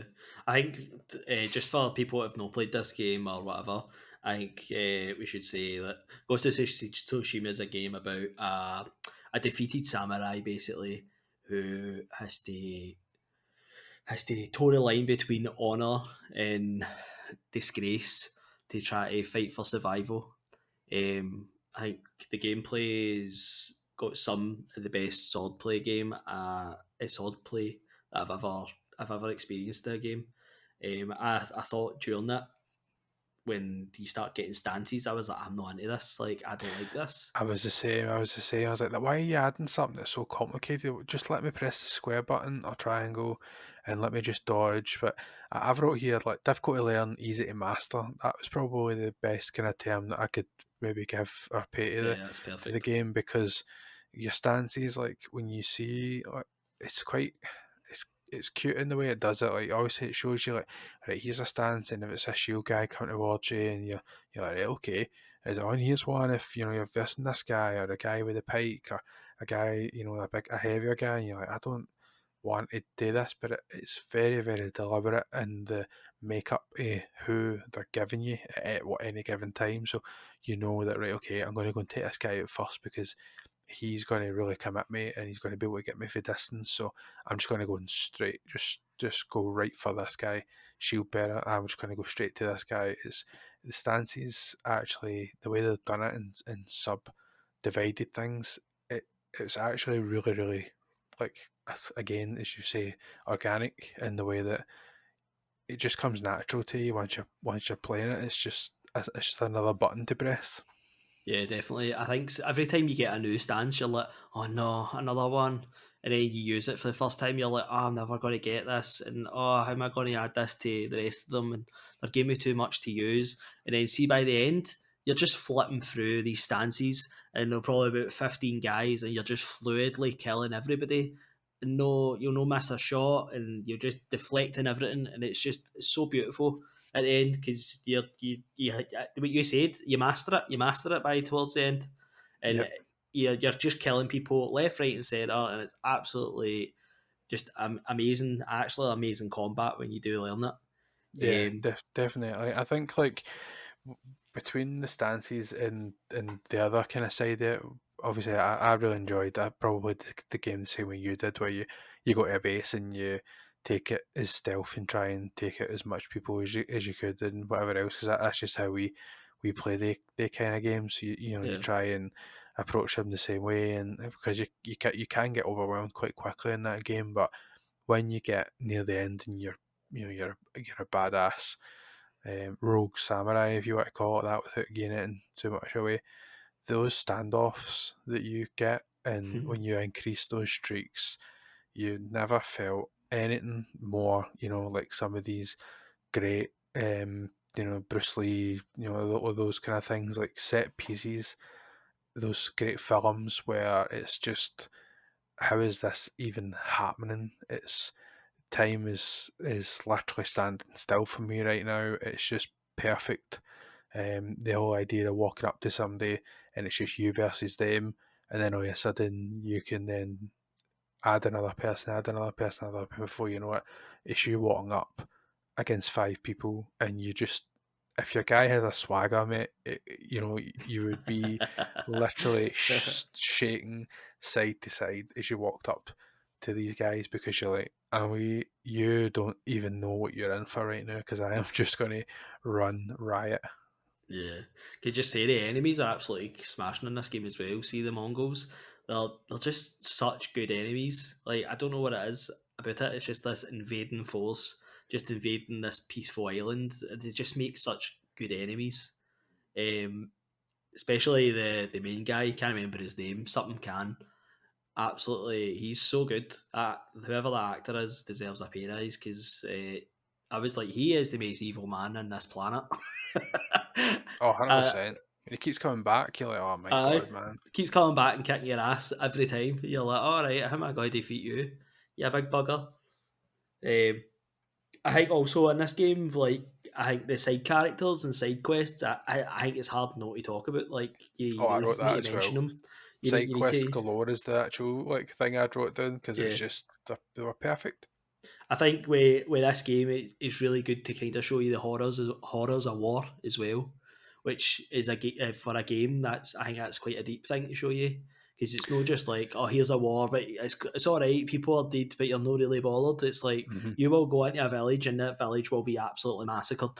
Yeah, it puts faces to it. Like the whole idea, it's like all these disaster games and these games that you play are taking it even back to the likes of your Spider-Mans and stuff. Like you don't know when you're destroying certain things or destroying cars, like you don't know the people that impacts. But I think Ghost did a really good job of showing you the people behind the scenes, these villages, as you say, that have been ransacked, and they just want peace. They don't want any hassle. They don't want you doing anything. They don't believe in the way that you're doing things or whatever. But eventually, obviously, they see the path that you're trying to forge. And I think, if I'm honest with you, some of the side quests were even more capturing than what the main quest was. Definitely, definitely, and I think they did that. They meant to do that because the story's kind of like it's an overarching story, isn't it? With Aye. everything else in the middle. It's just such a good game, and I just always I've actually not played the DLC, which I definitely should, but I've also got that platinum syndrome where I platinum the game, so I feel like it's hard to go back. Yeah, I felt that as Um, well with that game. That was the biggest issue with me, and obviously me and you played the online mode as well. So I feel mhm. like that was kind of a revisit to the game, because we didn't play it. Obviously, it wasn't. I don't think it was available when we played it because it was later that they released Legends. Yeah, But when we decided to pick that up, we obviously played it on stream a few times, and as much as I enjoyed, it wasn't the story mode, but I enjoyed the levels that we were playing through. But I think the I want to call it a horde mode. I don't remember what it is, but the mode where you obviously try to defend the 4 bases and that they're coming in different batches to you, and Yeah, you try to kind of level up yeah, and do different things. That was probably some of the best, gameplay that I've ever experienced with you on stream, because we were just it was just clicking. It was really really good, and there was people coming in and talking to us about the game, and you're able to go, "Oh, this is the kind of thing that you can do if you're playing with other people." And I had no interest. That game is really gripping and deliberate, and I thought, how is this going to translate to an online version of the game? And I think it did that. yeah. No, definitely. I think that shows how strong the combat is. To just make even multiplayer great. I mean, even we were getting random people playing with us, and I was always like, "Oh no, here we go, random people we can't talk to." But everybody who plays that game, obviously, the combat is so good that it just clicks with everybody. Because Yep. I don't think we ever had a player that was always down or anything like that. We always were up. We were always all fighting. We were always all helping each other. It was just, it is so good. I I know there's horde modes and waves and stuff like that. I don't know what I want for the multiplayer, but I just want a bit more. And I'm scared to say that I want the game to be like a 2 player game No, because I get that. I'm like I don't know if I want that or no.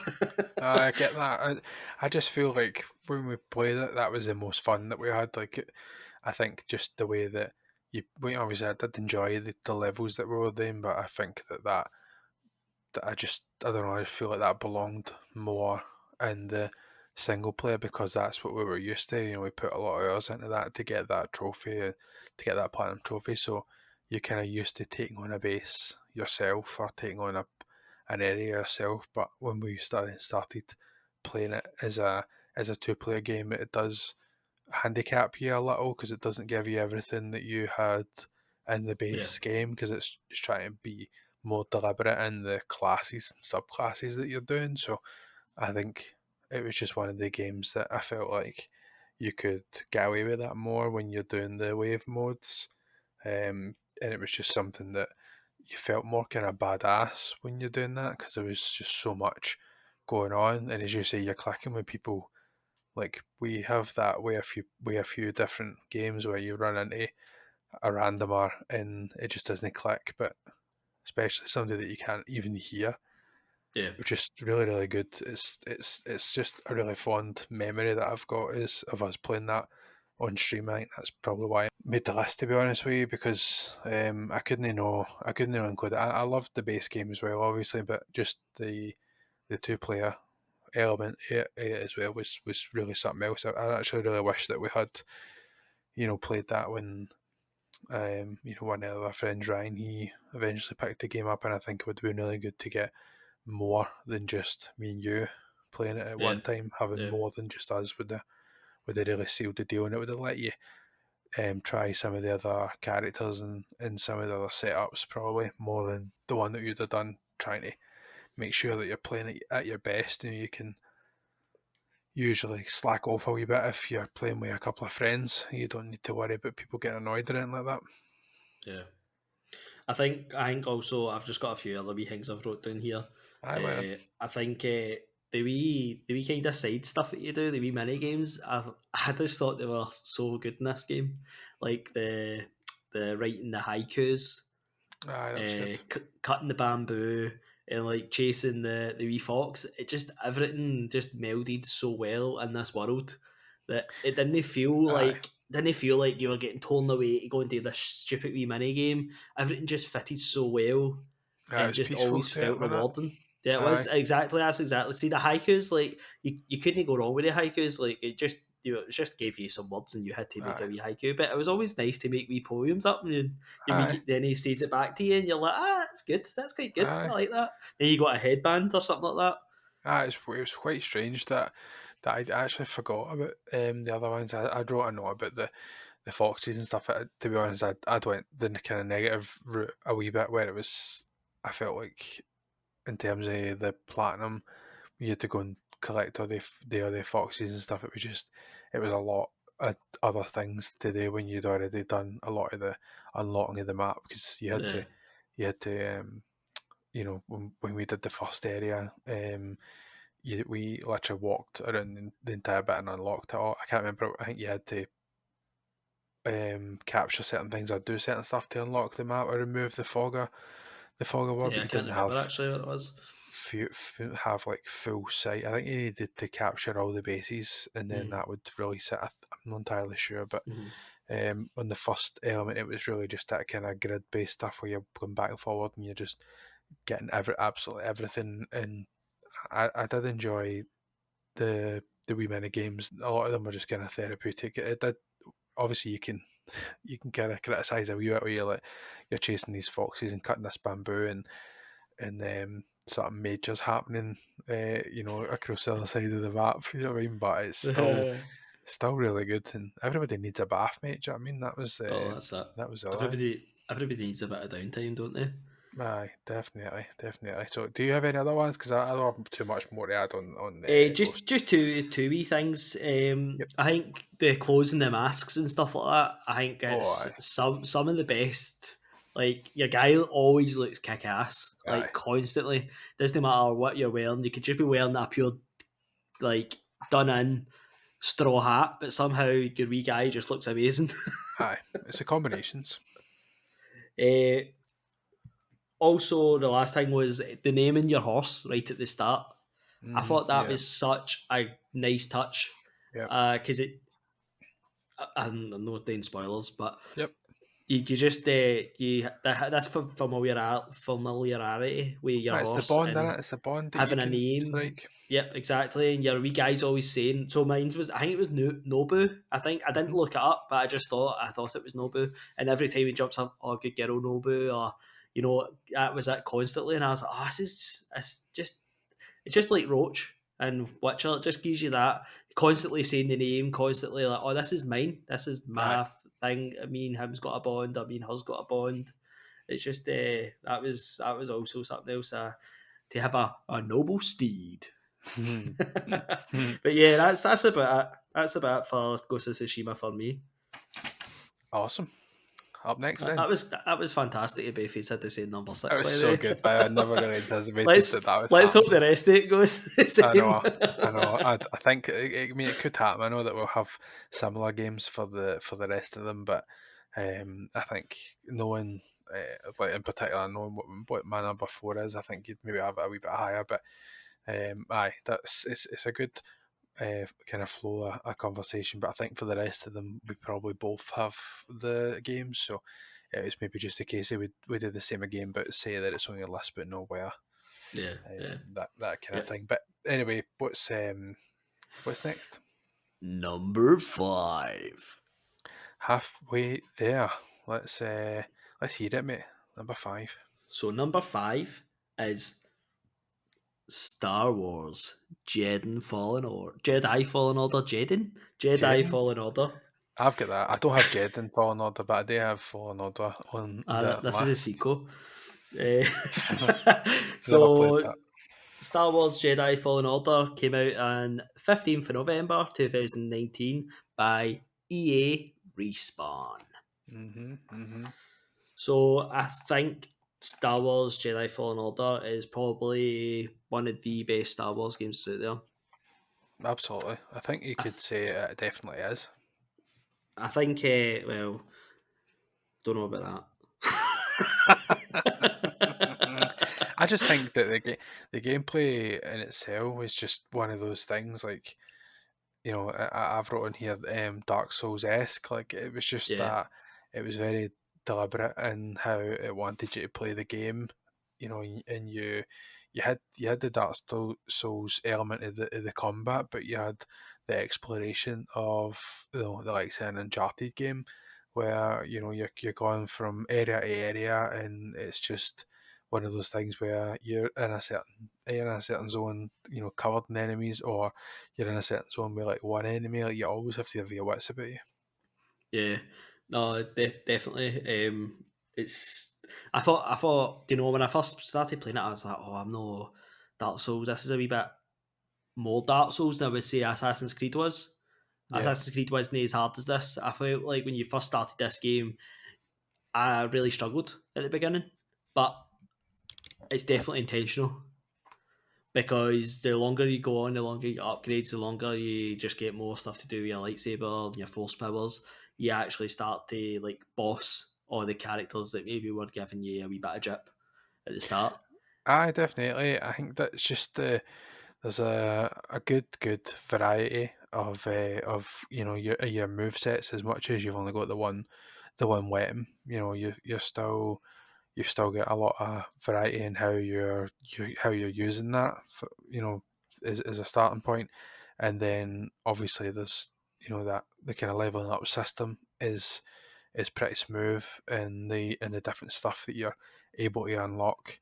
Um, and then one of the things that sticks out to me is obviously that's again borrowing for that Souls thing of the bonfires. You've got that option to rest and recoup your health and whatever else. But if you choose to do that, obviously that kind of risk reward is that the full map's going to get populated with all the enemies again. So as Yeah, much as it made for easy leveling up or easy, try to get the platinum trophies and things like that, which is what I kind of went for. You you had that risk of I don't think not that I've not got it in me, but I don't really know if I want to take that risky. Try to see if I can get past the enemies without taking as much health off me this time. I don't really know if I want to take the rest, so I'm going to keep playing and in hopes that that it's not going to backfire on me. yeah. I think it's a good balance for like people like me who are definitely not a Dark Souls player.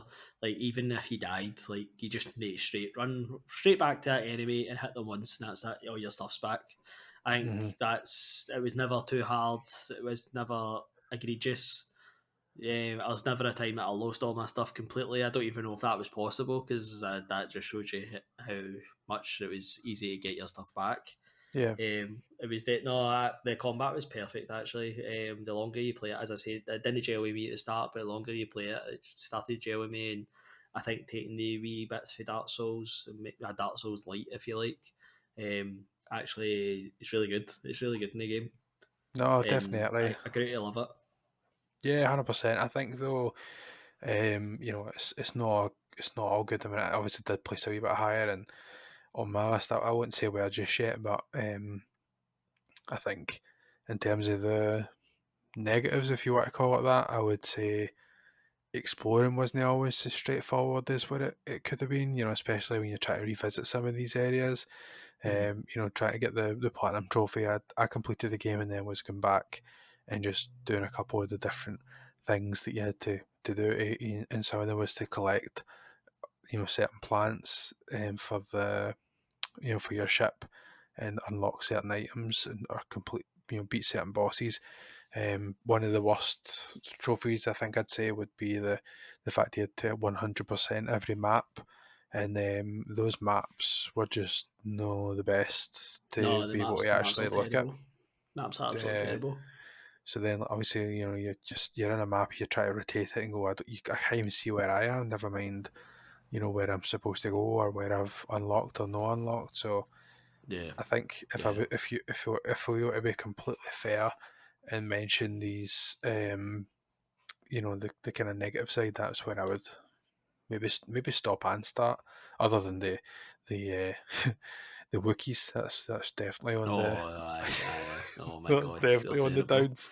They're But absolutely terrible. to put a spin back on it, I think has one of the best range of characters for a Star Wars game in terms of you've got the BD1, which I thought Mm. was going to end up being kind of much kind of gimmick, but you grow quickly to love this wee Yeah. robot, and he's doing the he's the one that kind of gives you your healths. I can't is it stim packs I call it? I know that's what they're called Mm-hmm. in Fallout, but Something like um, he's giving you your kind of health, and he's jumping off, and he's when you're doing the exploration, and he's maybe showing you a hint for something. Like those were really classy touches. Yeah, definitely. He's definitely a helpful kind of side character, and he's always with you. It's usual Star Wars fans, isn't it? You go in, you're like, he's no R2D2. I'm not going Aye, to like him. yep, But yep. no, you're totally right. He's actually such a wee helpful character, and by the end, you're like, oh, I really like him. Not only does he give you health, but as you say, they gives you like wee like hints and stuff like that as well. Hmm. Um, I think in this game, one of the things I've wrote down is it's really good Star Wars lore. I Yeah, think they aye. use the As a really, standalone thing as especially. well. I mean, there's no spoilers, but in the first level, you've got that full like it's the clone armies, like it's a scrapyard for all the clone army stuff, and I was like, that's it's just such good use. Like we're going to use this part of Star Wars, and this is a full world. It's just a scrapyard for all the old Republic stuff, and it's just for a Star Wars fan when you look at it, you're like they obviously got people in that were like, I am a Star Wars heavy, and kind of stuck with it.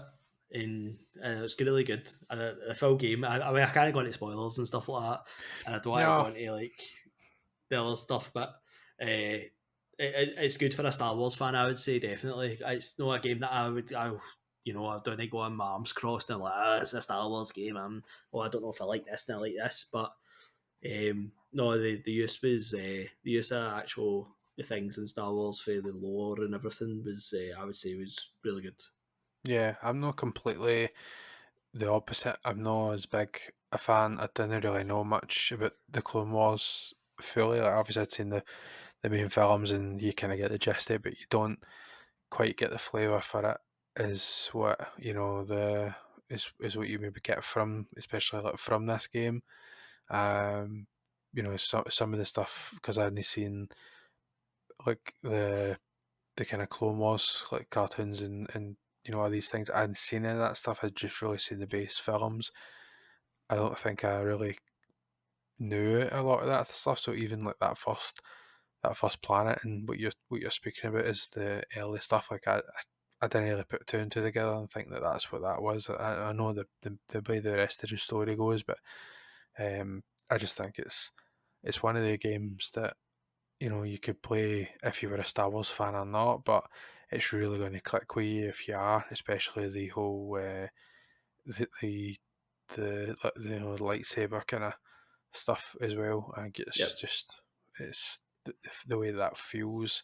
It's not Yeah. quite as intuitive and maybe some of the other kind of weapons that you would get in different games, but it puts the lightsaber in you. It's as close to having the lightsaber as you'll ever get. Yeah, but one of the notes I wrote down was the boss battles and mini bosses. The lightsaber, as you're saying, I think in this game it's some of the best lightsaber fights, and in any Star Wars games, that actually feels always like I mean they're hard. The boss levels are hard, but it's just the action and you're so up close and you're pressing the buttons and everything just feels so kinetic and it's like such good Star Wars fights.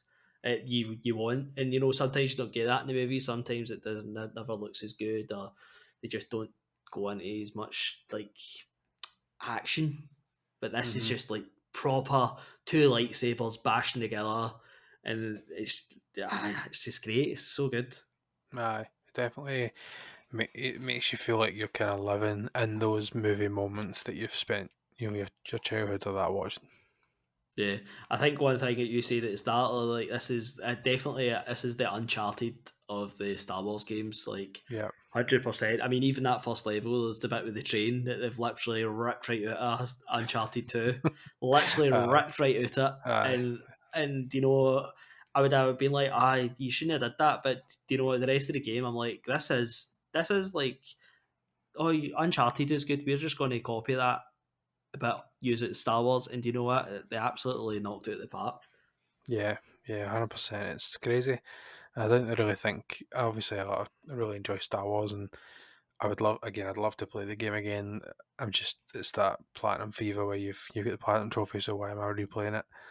I think I will try and replay it at some point with a current gen consoles. It's on Games Pass, so I'll maybe play it on the Xbox at some point. It's just not something that I'm looking to do anytime soon, but it's something that I'm quite keen on playing through again Yeah. because maybe without the pressure of trophies, I'll maybe enjoy the combat, maybe even put the difficulty up a wee bit and just take it slowly and be a wee bit deliberate about it. Now that I've you play the kind of Elder Scroll games and stuff and just turn up that Dark Souls esque stuff up a wee bit because I wasn't quite there back then. I was just kind of playing it for trying to play through it and complete it. Did you mean to say Elden Ring there instead of Elder Scrolls? Yeah, absolutely. Aye. Gotta say, I don't think Thanks. Elder Scrolls is that hard. No. I Can, do can, I do play games. can I just say this? The last thing I want to say is like Aye. Respawn. Like if this is the first Star Wars game, I cannot wait to see number two. Oh, 100%. They saved the. That's just that Definitely. they saved them. Like across the board, you can't even nobody can deny that. If it wasn't for this game, I don't think I would be even the too fussed about another Star Wars game. If it wasn't for this, I didn't Yeah. really play Yep. Battlefront that much. I wasn't that fussed. We did try it and we get scalped a wee bit and then just Yeah. kind of really first came back. But I don't think I'd be too fussed if it wasn't for the fact that these guys not absolutely knocked it out of the park with this game. Yeah, I think one thing to say, just that one another negative is I think when I played it, I did have a lot of glitches. Aye, Um, aye. I You, say to you you a played it on lot a of the time. base PS4, didn't you? Yeah, yeah. At the time I was texting Sean, I was like, I keep falling off this ledge, or I think there's a bit you need to kind of like force run and then jump and then force run, and every time I was doing it, he just kept like stopping in midair and just falling down, and it happened to me like about 7 times in a row, and it was so frustrating. But again, this is the first swing at this, and I'm like, if this is your first swing, I want to see what happens after another couple of years. Aye, no, definitely. So well, obviously we went quite long on that, but I still still have my That's what number she five said. here to go. Aye, we went quite long on that one there, but it is one that both of us have, so we do try and kind of delve into it to save us come back into it later on when it does appear on my list. But in the meantime, where we get to that, my number five is 2018's God of War. I've got that as number five. God damn you! How dare you? It's just, I think the reason that I didn't put it higher is because when I first played it, I got to a certain point and I didn't finish it. I didn't finish. I went back and finished it obviously, but I played it up to a certain point and stopped playing it. So for me, I couldn't really hold it as high up as some of these other games because at the minute I'm kind of I have wanted to go back and play it again and get a fairer crack, but Mm, I just think at the time I was a wee bit maybe put off by some of the overworld mechanics. I think it was quite kind of dull and slow, whereas I was used to the kind of God of War's being a wee bit more fast paced and yeah, um, it was just one of the things I did. Obviously, eventually, wasn't that long between when I first played it and when I went back to play it. There wasn't too much of a gap, but I just I'm obviously focusing on the negatives here a wee bit as I start this, but it's can I one just of ask something? aye. When did it come out and who by? I said 2018, isn't it? Everybody knows it's Santa Monica. Okay, Everybody okay. knows that. Don't you worry about Just in that. case. No, everybody knows that Santa Monica was for this one. Obviously, it's this one published game, but I think I've wrote in here that it's one of the first games, if I'm honest, it was almost film quality. In Yep, terms of yep. the cutscenes, right off the bat, that kind of fight that you're playing, and then obviously some other things. It's probably made for some of the best stills ever, especially like the world serpent and stuff like that. It's just ridiculous the amount of stuff that you see in terms of like from a visual point of view. Never mind gameplay. That first time throwing the axe. The other stuff you get to use without getting into spoilers. It's Mm. just one of those things. It allowed for so much. Different combos which made you long for the combat of old when you played back in the day. I think that's probably the kind of best place to start for this. It was one of the games that when you started playing it, you're like, all right, okay, I see what this game's about. It's not just the I'm going to hit everything and destroy everything. There was a lot of deliberate things behind it as well. Yeah, definitely. So with Santa Monica, you can see that we've played The Last of Us. Let's make a God of War Last of Us, but it's absolutely just the right thing to do. The first thing I wrote was this game is instantly stunning for the moment you Yeah, put it on. aye, 100%. Um, Everything in this game just looks superb. I don't think there's anything wrong with it whatsoever. Like looks wise, aesthetic wise. I think, as you said, the axe throwing is just some of the best. Would you even? I don't know. Would you call it combat? I don't know. But it's some of the Aye, I would best. say there's combat elements to that. I mean, the Yeah, whole idea of throwing this, you're throwing your axe. It's not even just the throwing it; it's the retrieval of it. It's that idea of it's coming back, but it's really coming back. It's not just yeah, coming yeah, back for a meter in front of you. It's coming back from where you threw that to. yeah, So idea you're fighting a couple of things and you throw it at a guy and then somebody runs in front of you and you call it back, that axe is going through that guy that's in front of you. yeah, And the first time you try that, thinking about how it's going to go and it actually works, you're like, I'm a genius. I am an actual genius. I am a badass, baldy genius. Uh, yeah. Shout out to the and Baldies. shout out to the Baldies, but the combat and obviously the story is really good. It's night and day compared to the you know Kratos fallen god type stuff and Yeah, a way yeah, back in the original games. The whole duo, father son duo thing. It's always spawned that dad of war kind of meme type thing that people kind of talk about with him and Atreus and boy and all that stuff, but yeah. I think it definitely has its place. The story was perfect for what it was. Yeah, definitely. I mean, a lot of people. I've seen a lot of people talk about it and say stuff like it's just one big fetch quest, which it is. But it's the people you meet across the way, and it's about the story. It's about the story of Kratos and Atreus actually that's their bond and growing together, isn't it? Atreus is, I think, it's one of the characters that you think, oh my god, I've got like somebody I'm going to need to protect, and somebody that's just going to get in the way. And but as the game grows, like he just becomes such an important character and somebody you really like actually, and he ages so well. And I think I used to have the one. It was I think he has all different traits, but it was like one who could throw you health if you're about to die and Yeah. stuff like that. It was just so helpful. And then towards the end, you would start doing combos, throwing the guy up in the air, and he'd be like shooting arrows. And it just Hmm.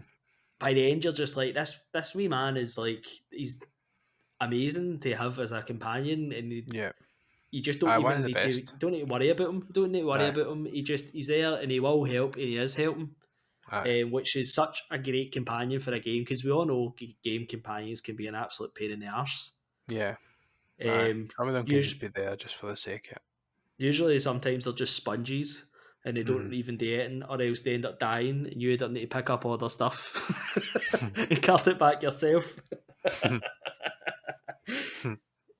um, I think what I wrote about the combat as well, I wrote it's gritty chaos.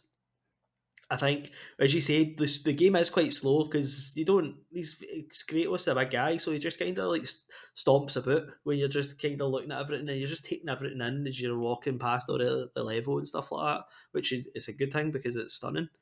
But as soon as you get into chaos, it just turns a wee bit back into that old God of War where everything's just impactful. Aye. Everything's just bang bang, and It's you just heavy, like isn't it? it's heavy going. Yep, and everything's getting ripped apart, and everything's getting an axe through it, and like it's just so gritty and back to that Kratos that we all know and all love.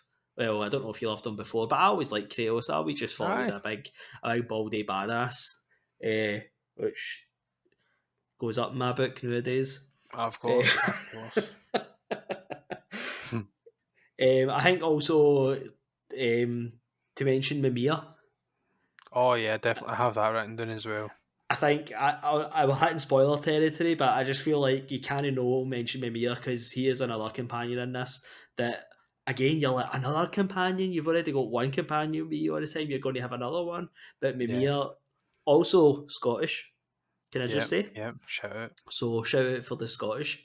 But he's so good, and in the kind of moments where it's just quiet, Mimir tells you a story, and it just it just adds extra context to the world Aye, aye. I that did write that that, as well.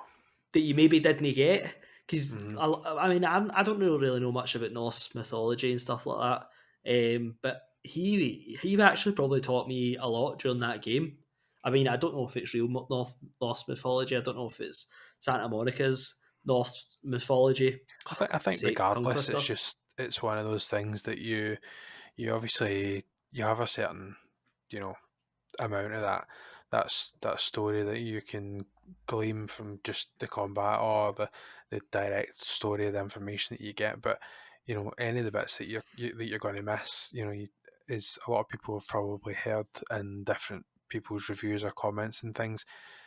You've obviously got these, the boat segments, and you know, ending those boat segments would end Mimir's stories, and nine out of 10 people I've heard talking about this game have deliberately didn't get off that boat just so they could hear the end of Mimir's story because they didn't want Yep. that ruined. They wanted Yeah. to hear what he had to say, and I don't think there's many games that echoes that.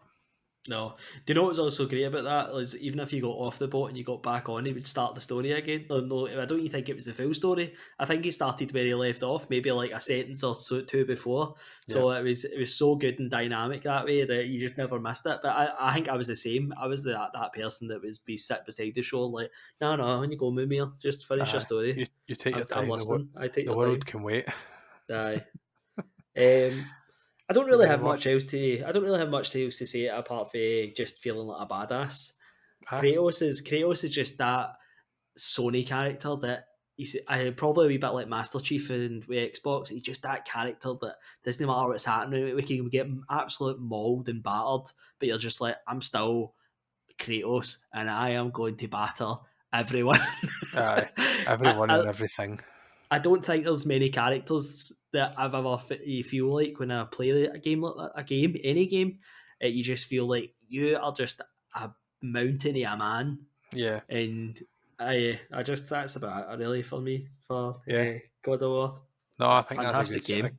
a good sign off. Obviously, without getting into too many spoilers. I'm sure we could have Yeah, a podcast episode on this game alone, just with the different kind of stuff and elements and that kind of secondary line of mini bosses without getting into any detail. I never beat any of them, but um, obviously that was one of the keys for the platinum trophy as well. But I think obviously I'd mentioned there that I felt the overworld was a bit tedious, but as Gary said, it was still beautiful in itself. So yeah. a big nod for God of War, that's for sure. So Yeah, I have to say, like a lot of the stuff I did in the day, like I had a lot of kind of like for the get the platinum, it was like get the crows and get aye, this and get that. I didn't do a lot of that stuff, but no, I just enjoyed what I was doing.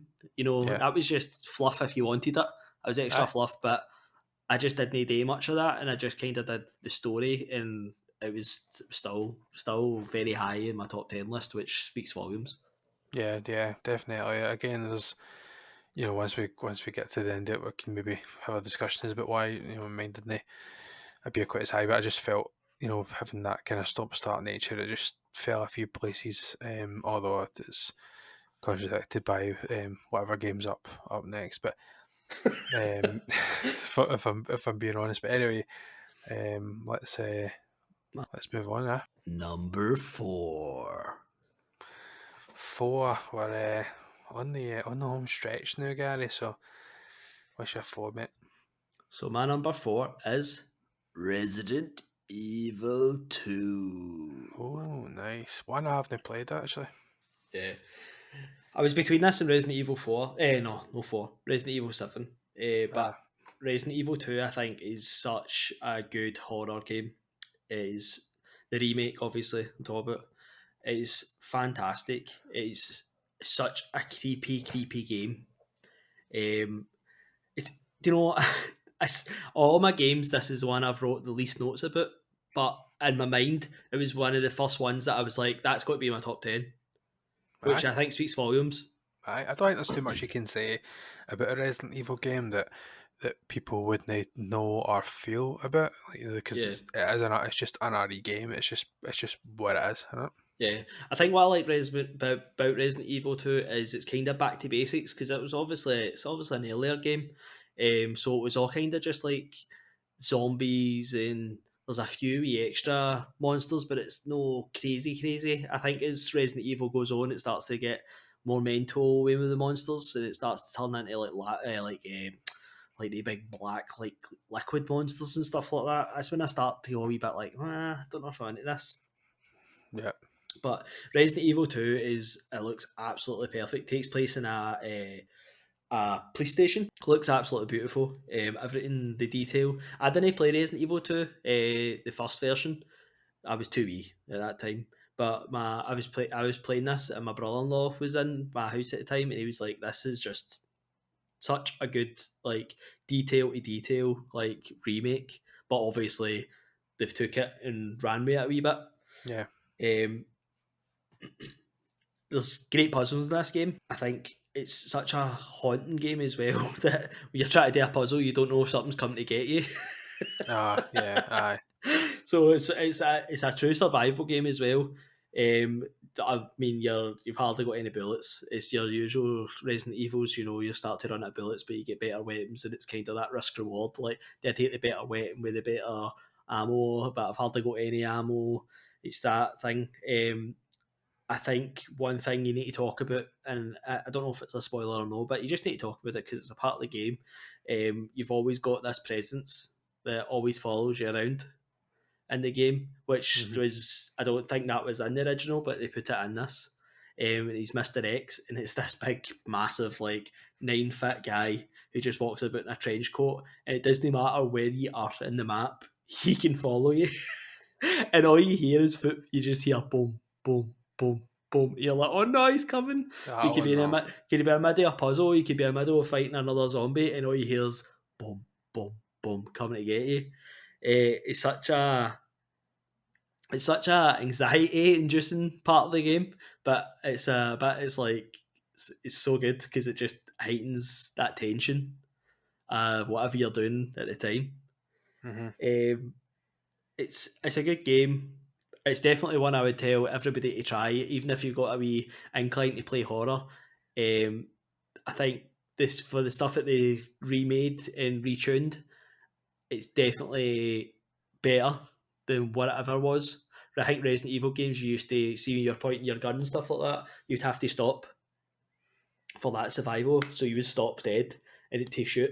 But this they've changed it, so it's I can walk backwards and shoot, Aye. which I think is always a nice touch. I always kind of felt that was a harsh thing in Resident Evil games, but I understand that it was for tension and like that survival element.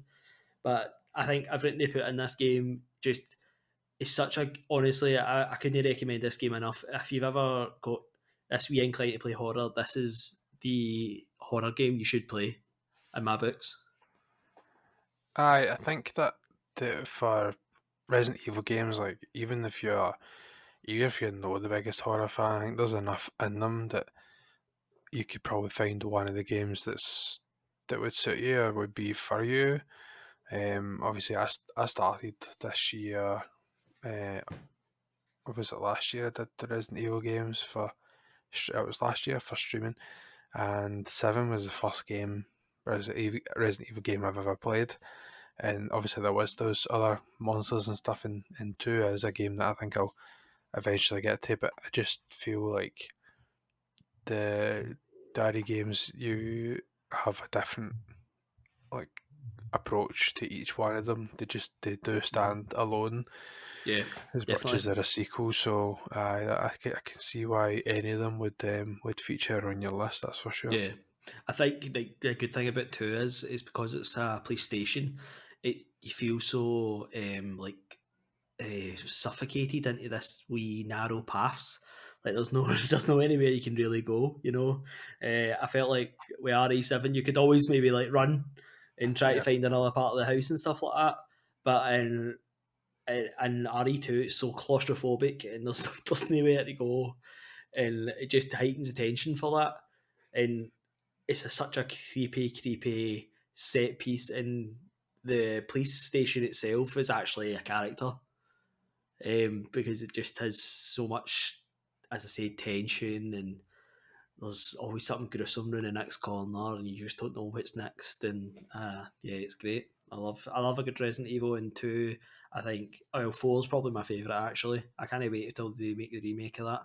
Hopefully they do that justice. I'm sure they will. But two is definitely up there. Definitely up there. So Mr. Mac, what is your number four? well, if I offended you before Oh, for goodness with sake. with the position of God of War, I'll definitely offend you with the position of The Witcher. 2000, 2015 CD Projekt Red. Obviously, again, it's the same idea as before. I didn't complete The Witcher the first time round, but I think, I probably did myself justice with stopping at the place that I was at the time, because when I did it the second time round, I started all over again. Obviously, it was a long time between the two times that I'd played the game. Obviously, in the news again this week, mentioning that the next gen versions are out at the end of this year, which I think would maybe bring a few more people into the cards with the success of the TV show. I think just obviously going back though to the Witcher game itself, as on its own, I thought the the biggest kind of downfall for me, I think, is probably its main story in itself.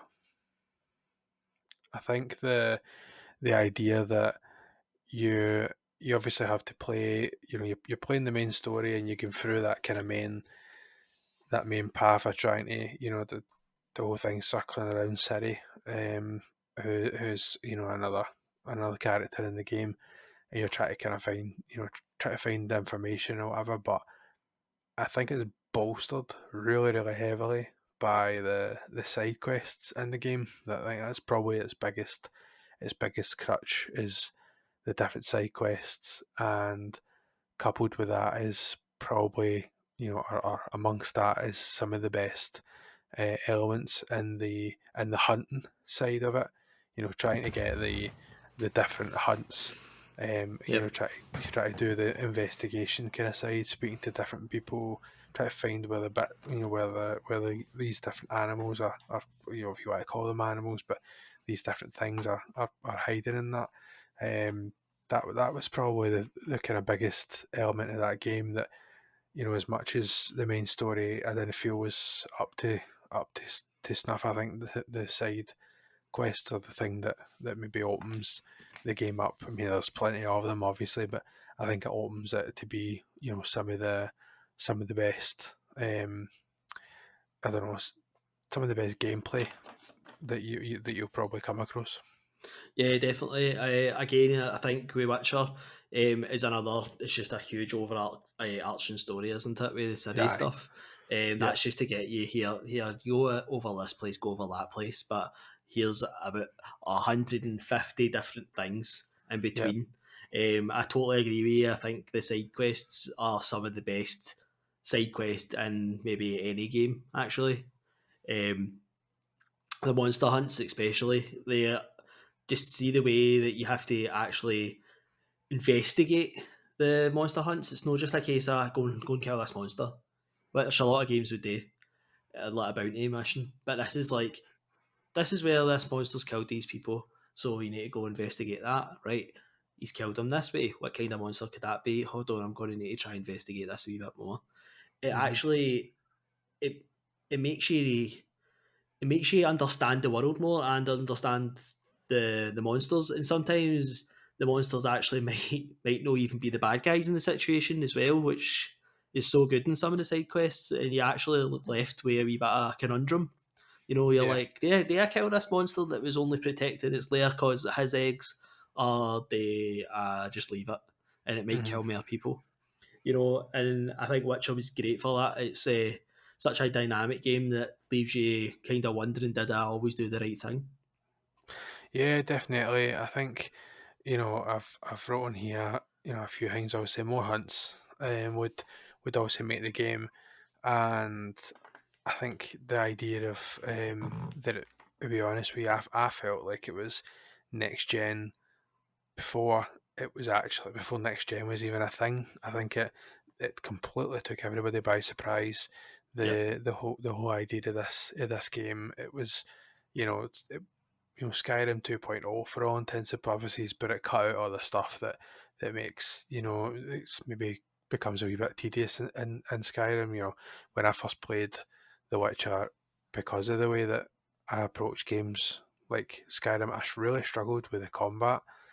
I didn't think that I could, you get in there and, two or three of the kind of starting enemies are coming towards you and you think, right, I'll take these guys on. And, if you don't dodge the right way or do the right thing, you end up in a whole load of trouble. And I just felt like if you don't pay attention, if you don't actually learn the game, similar to what we were talking about earlier with the Spider-Man Batman conundrum, if you're not doing the game justice and you're not playing it the way that they want you to play it, you can quickly run into a lot of trouble. Yeah, definitely. I think seeing that first section, I can't remember what the place is called. It's something. It's no Whiterun because that's Skyrim, but it's something like White Orchard or something like that. See that full section? I think that's probably about 15 hours long or something. And I thought to myself when I was playing that, but I was like, I don't know if I like this game. Yeah, I found the combat was so hard. I think again because I was just playing it, trying to be so aggro in the game. yeah, I wasn't parrying, I wasn't doing defense. I don't even know if I was even using my powers. I just was trying to go total sword play, just bang, bang, bang, and it just wasn't working. And it wasn't until I think I actually fought maybe right at the end of the big monster, and I kept dying, and I was like, something got to change here. And that's when I started to learn the combat. And see, as soon as you learn it, as soon as you start learning how to parry and block, and then use your signs, it just opens the game up so much, and then every one of them has an upgrade tree with all different things, and they all make it all, and they're all different. Like yeah, the shield can be a bubble around you, or you can like yeah. force whatever. It's such an open game that you can actually tailor it to yourself and to your fighting style as well. So I think that's quite a good thing for everybody because everybody will have a different way of playing it. Actually, Aye, I wrote in there when I was talking about that kind of stuff with the signs and everything else. I didn't use them the first time I played the game, but I started to use them a lot the second time round. And I actually wrote in there that it's actually kind of its own meta, its own mini game. You've got obviously your four different areas that you're unlocking, and you can put your kind of blocks in there, or you can put boosts in there that um, adds like percentages to these different um, different things that you're unlocking, your ads, your signs, your you know boosts to your health. Like you're kind of trading different things off and effectively becoming a different build to take on a different level. It was definitely one of the games that they took everything that Skyrim done right and then improved upon it. We look at games like that and they're so heavy in their crafting and their potions and stuff that I get so overwhelmed when I'm looking at it. I'm like, I don't want anything to do with any of that. But when yeah, I started playing it this time, or I think it was 2020 when I was playing, so it was fairly recently. I didn't realise that the potions were basically like you only had to find the ingredients once. Once you've hmm, made that, they would just refill themselves. I that's think right. that's They the have best alcohol. Yeah. mechanic that I've ever heard. Like, I mean, can you imagine that in Skyrim? If you would use a lot of them if it was the case. Like, or if I just try and find all these ingredients, and then you manage to brew this one potion, and it would help boost something, or cause a negative effect, like you would probably play the game a lot more differently. Yeah, no, definitely. I think, as you said, like it actually lets you use your potions. Like in Skyrim, I was the exact same. You'd have this potion that would be like whatever, like get all your health back, and I was like, I'm never going to use that because I'm just never going to feel like I need to use it. Whereas Aye, in Witcher, you're like, that's fine. I'll just use this random thing that might help me or it might no, because it doesn't really matter because I've just got a wee bit of alcohol and I'll get it back the next day. yeah. No, I was actually something that kind of goes with that. I've wrote down was even though it's 100-hour RPG, I feel like it totally respects your time. Yeah, I think you can take for that game what you want from it. I know that some people have mentioned in the past that they want to do everything in the game because maybe the kind of OCD tends to kick in, and you're like, I don't want to miss out on XYZ because I've bought this game and I want to make sure that I get the most of it. But I think you can play that game, and if you start to get fed up in a certain area, like there's nothing to hold you back for going like, right, I'm just going to go into the main mission now, and Yeah, then if you want to, you can go back and complete, or to tick off some of the other missions once you've went down that path a wee bit. yeah. Um, that's probably the biggest takeaway, I would say. Yeah, definitely. I think also just talk about the world. I think that's one of the most beautiful, as you said, like for being the last gen, it was such a beautiful world. Everything's so colourful, but also horrid as well because in the game there's a war going on. I Yeah, think, I think also kind of playing in that. Geralt was such a good character during this because he just plays that Witcher. He's kind of morally balanced. He doesn't really go for who's right and who's wrong. He just goes through the game, and it's just like if this doesn't bother me, if this has got nothing to do with me, I'm just going to go on my path. And I yeah, think you get that through the full game. And even though it's war torn places, you can decide, oh, there's bandits over there, pestering this village. I'm not going to do it, or I'm going to do something. It's totally up to you. And the game will not really, I mean, it might have effects later on, but it's not going to have a drastic effect. It's just kind of this village might not like you anymore. That's what happened to me one time. I accidentally pressed the wrong thing. I meant to say that I thought it said something like "get away," but to me, I thought it said like "get away," talking about the bandits get away. But then it was just like it was Geralt, and he's like, "Okay, this is your problem," and he walked away. oh and no, it, and I went back to that village later on, and they're like, "Oh, you never helped us with the bandits. we're not selling to you." And I was like, "Oh no." oh, that's not what you want, is it? But no, the Uh, world. I think the world is so good. I think there's a lot of different locations as the world opens up. You've got the kind of swamplands, then you've got the kind of medieval castles and the villages that are kind of always struck down with the kind of war and stuff like that. And then you've kind of got the other islands that are kind of like Norway, Scotland type things, which totally bring in a new wealth monsters and different lore as well. yeah, definitely. I mean, I'll be honest, I don't have too much other stuff really to pick up on other than one other thing, and it's light spoilers, and that eventually as you progress through the story, um, and you learn a wee bit more about Siri, you obviously then start you are Siri for a wee while, Yeah, and yeah. as a on and off, which I felt was quite good. It's not like you're you get up for so long and then all of a sudden you're just Siri for the rest of the game.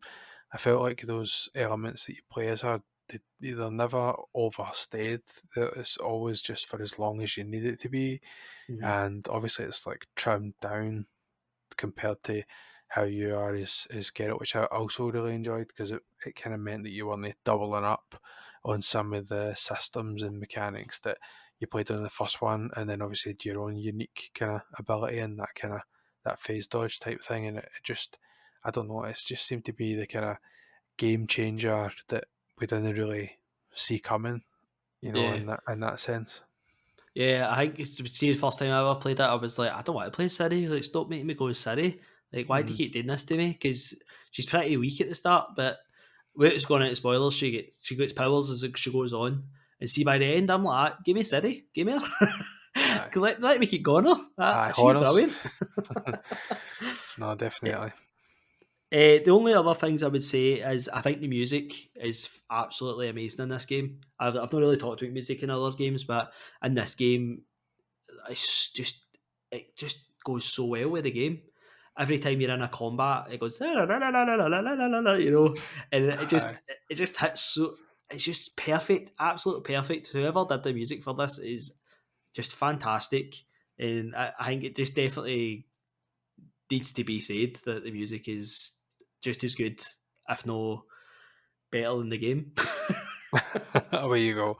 But no, I definitely get that. And the other thing is Gwent. Oh, I aye, know, I that know, has I the know same you. place, I suppose. Uh, I don't really like it. I don't get it as much, yeah, but I do understand its merit at least. yeah. I went Gwent deep, man. I'm actually surprised I never got the trophy because I felt like I had every single card in that game, but obviously never. Aye, But I was actually looking at that the other day because I was like, did I get that trophy? And honestly, I put hours into Gwent. Hours. I felt like I played every single person. Obviously, must have missed somebody. yeah, Um, I played that game religiously. Every time a barkeeper was like, it was the options. It was like, buy stuff, whatever, buy something, and then it was like Gwent. I was like, would you like a round of Gwent? you know, constantly. Gwent is just such an amazing wee card game that absolutely had no need to be in this game whatsoever. But it's definitely took off. There's even a Gwent game itself now, and you can actually buy the cards to play locally as well if you like. Um, yeah. it's no, it's great. I love Gwent, and I didn't think, as you said earlier, like it's a game that's got so much stuff in it, and usually I feel overwhelmed. I'm the exact same as you. Usually when I play RPGs, I'm like, right, I'm never going to touch this. I'm never going to touch that. But with everything in this game, I just went so deep, so deep. I was collecting every piece. I wanted to find all the treasures. I wanted to get all the Gwent cards. Finding the armor. See that try to get your Witcher armor and stuff like that. I was going deep diving for every piece that I could find. But yeah, it's a very special game for me, Witcher. It came when I had my first child. So, I mean, first child is a bit mental. You don't know what to expect and stuff like that, but it's a lot of sleeping at the start. And this was the game that always, whenever I got a wee hour or two when she was sleeping, I played, and I must have played this game for about 4.5 months or something like that. I think my first playthrough, I was more than 150 hours into this game, and the second time I played it, I must have hit 100. I never completed it the second time, but it's a game that I hold so dear to me, and it was a game. As soon as I see a top 10 list, I was like, "Yep, this is on it. Don't even need to think about it. This is a game that's on this." But yes, number three. Definitely honing down on the final stretch, and again, we're probably going to, come across some of these ones that we already spoke about. But hit us with your number three, mate. What you got? My number three was God of War. Oh, that's quite a good high pick. Since we've already spoke about the game, in that sense, what's the reason that it lands at number three, excluding the number two and one, obviously, but what's how come it sits so highly in your position over some of the games you've mentioned so far? I think God of War it's just that perfect game. And as you said earlier, it's just it's a perfect movie game. I played God of War start to finish, nothing else. Usually, the way I kind of play games is I've got a game and I play a game in tangent with it. It's usually like a game and a sports game. That's the way I usually play. With God Aye, of War, when I God of War, I was like, I am playing nothing but God of War. aye, That is the only game. living, breathing Kratos. But yeah, but it's just such a good game. I think actually I can't wait for the second, but I'm also a wee bit like, oh no, is it going to be any? Is it going to be better than the first one? You know? Yeah, I don't even know if we need it to be better. I just think, do we need it? You know what I mean?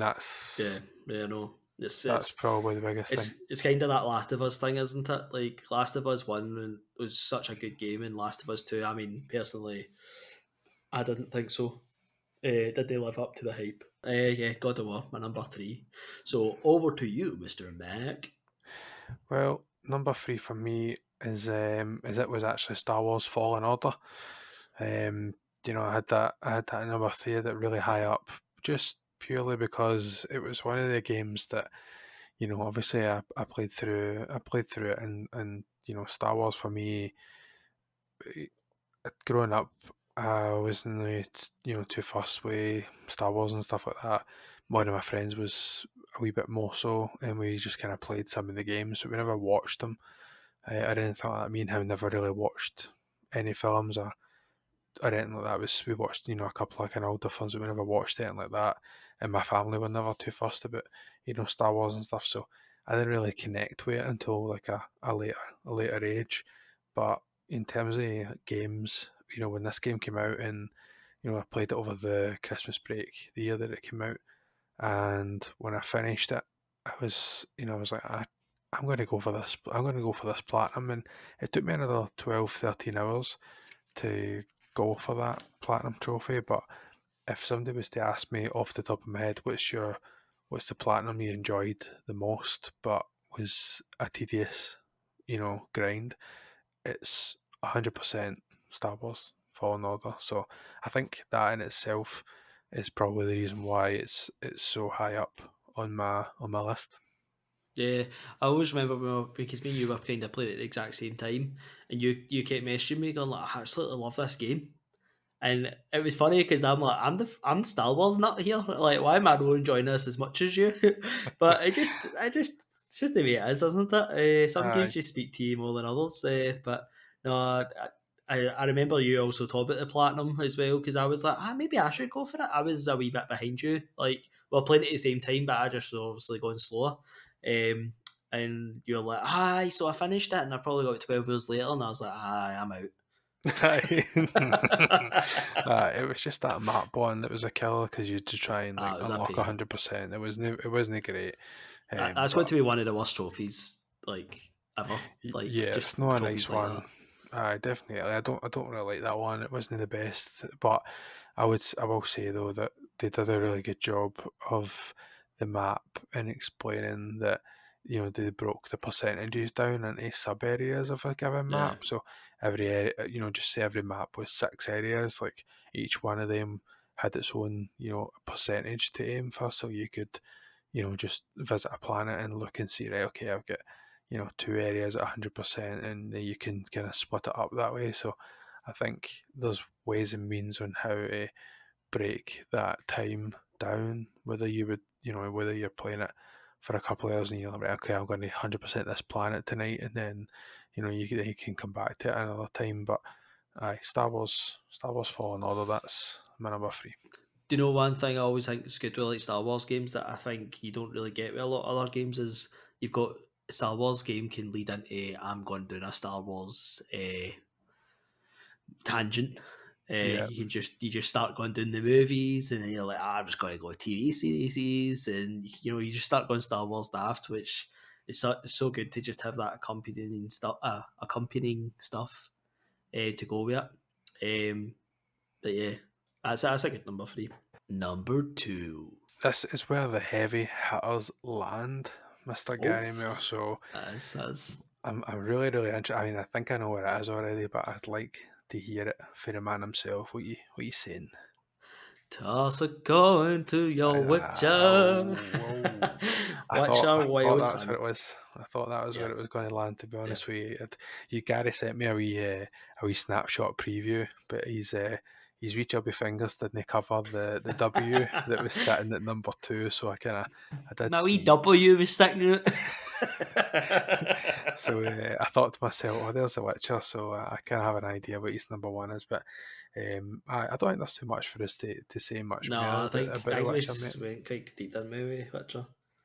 Yeah, Aye, no, a fantastic game. If nobody's ever played it and they like in RPGs, just give it a go. Why would you know? And also accompanying Witcher TV series with Henry Cavill, which is also fantastic. So if you never played The Witcher, go ahead. If you have, then you know it's already fantastic. So I don't need to tell you any more.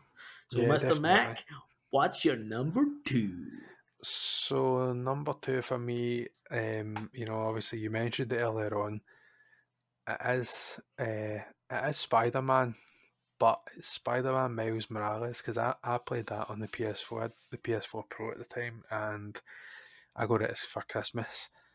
2020 release, obviously in Insomniac and published by Sony, just as just as the original kind of game.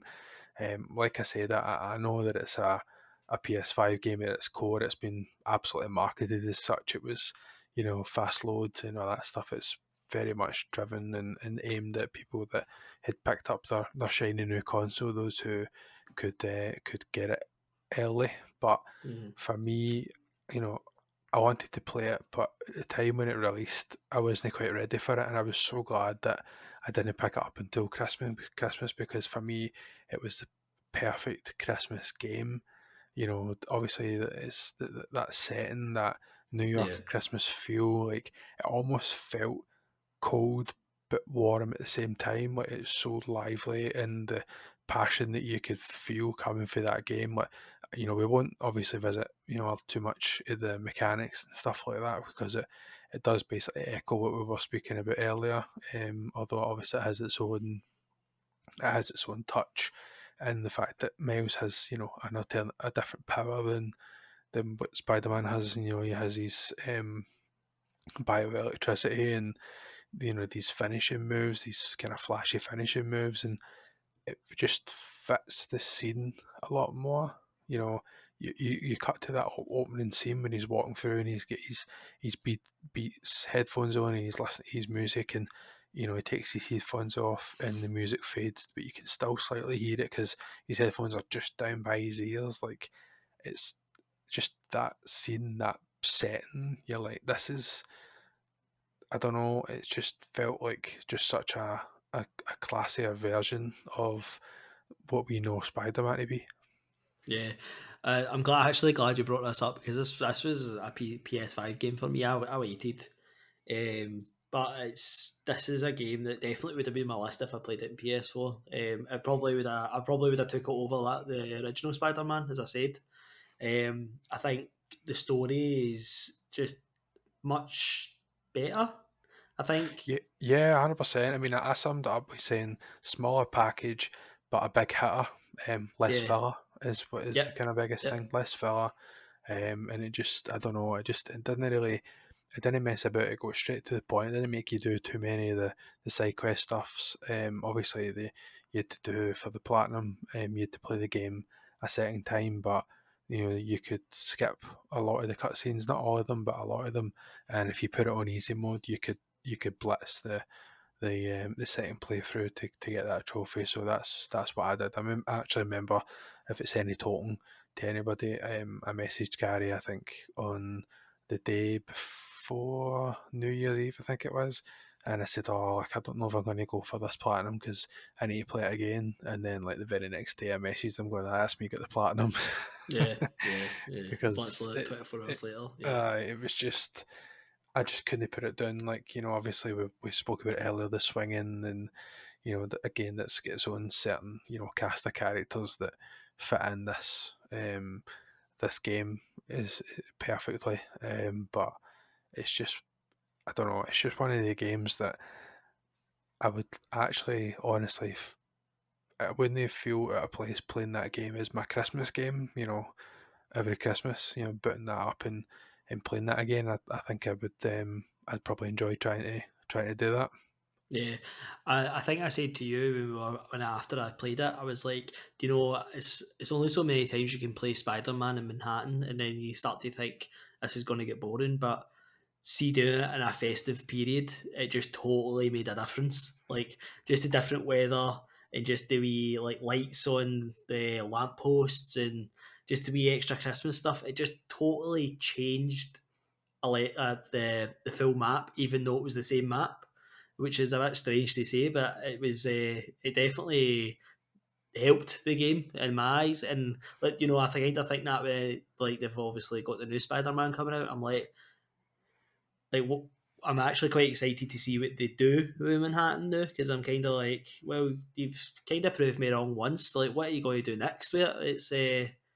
But the Christmas was absolutely perfect. And see, like, I mean, it's no spoilers because it happens literally the first 20 minutes of the game. But see, when you're running through that supermarket or that mall, sorry, with Rhino, and it's got Christmas songs playing in the background. That is absolute Aye, amazing level design. it's first class. I mean, that's why I was, obviously we've both got PlayStation 5s now, and it's something that I would love to go back and play, but it's just one of the games that just means a lot to me in terms of those Christmas vibes that I just don't see myself playing it outside of the Christmas period. Yeah, yeah.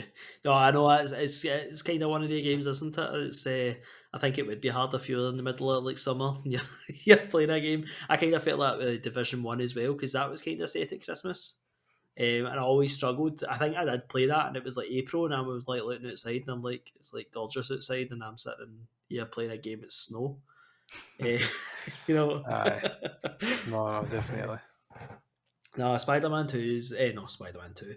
Spider Man Miles Morales is really great. I kind of I didn't go in with my arms crossed, but I was going in like, I mean, how can this be better than Spider Man the first one? But do you know Miles as a character? Just actually, I probably prefer him. I probably prefer him Yeah, than the Peter I do Parker as well. Aye. character. No, I do. I think with Peter Parker, I think I know they don't want to go over the origins of Spider Man, like Peter Parker Spider Man, but I think that also kind of took a wee bit away from knowing that actual character because it's Sony's, no Sony's, it's uh, Insomniac. Insomniac. Thank you. Fucking all these games, man. I know, man. It's Insomniac Spider Man. So I was like, I wouldn't mind an origin story because you're kind of like deep into like Spider Man by the time you're into Spider Man game. Whereas Miles is here is the origins of Miles, and I know you kind of get that in the Spider Man One game, but it continues through the Miles Morales game, and you see that character grow. Whereas the Spider Man game, Peter Parker's already he's grown. Aye. You don't get that.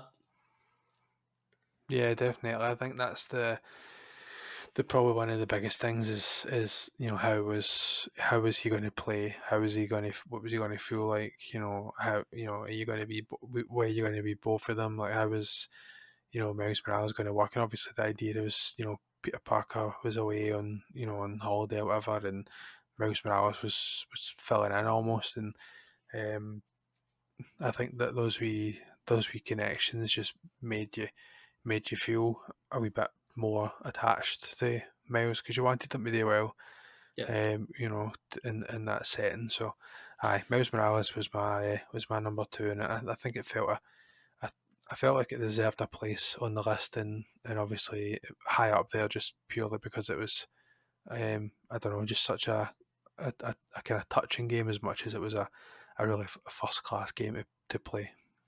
Yeah, definitely. Shall we? Number one. The thing we've all been waiting for, mate. The thing we've all been Here waiting for. we Do you want to? go. Here Do we you want to say it? go. Do you want to say it the same time? Because I think the two of us Okay. have got the same game. To Ready? be honest with you, Yep. aye. Three, On 2, 1. Uncharted Ready. 4. No, like it or not.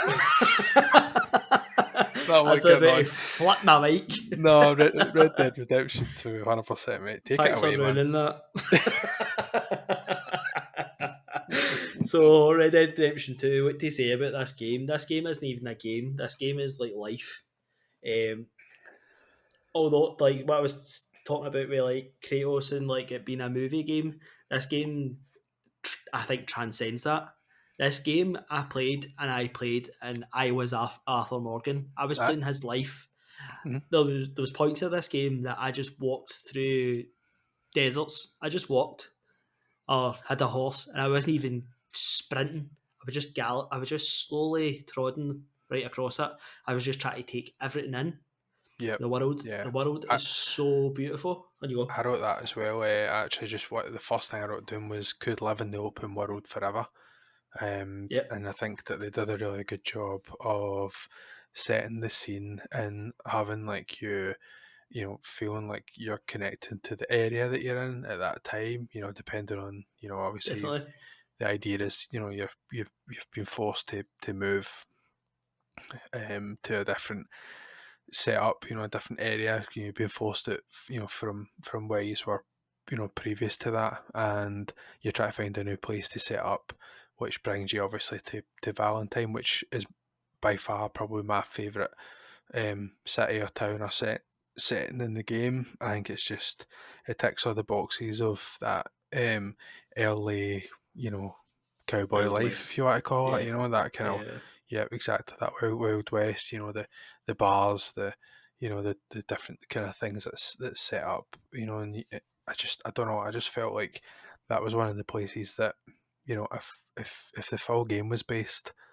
and that was your settlement for the full game, I wouldn't have minded. yeah, yeah. I mean, the map is so large and so detailed. That was something I wrote. I actually wrote. I think this is the best opened. Eh, this is the best detailed open world game by far. I don't think. I think this is a game changer again for Rockstar. I think they've did it a few times in life. I think Rockstar, we'll say Grand Theft Auto 3. I would say San Andreas as well. I think Vice City was kind of not a game changer because it was just kind of a wee bit better than Grand Theft Auto 3. But I think like Grand Theft Auto 3, San Andreas, and then Red Dead Redemption 2, I think all these games are games that people look at and go, oh, that's what we have to do next. And Yeah, definitely. I think just like they did everything right, and even the simple stuff like back to the camps and things like that. Like you were walking through those camps, and even just like a wee nod or a wee hello or a wee comment. Like, wasn't there like a cut scene? There wasn't anything in particular. If you had a podcast on, you would have noticed it. It's just the wee interactions between your character or even just two other characters. Like it didn't mean anything in the grand scheme, but it just ticked all the boxes. From a game point of view, like from a passer's point of view, like it did, like I said, did everything simple, right? You're yeah, sitting, as you mean, you're talking about walking about, and doing like certain, I don't know, maybe hunting is probably one of the biggest things that you would have done when you were walking about those kind of vast areas.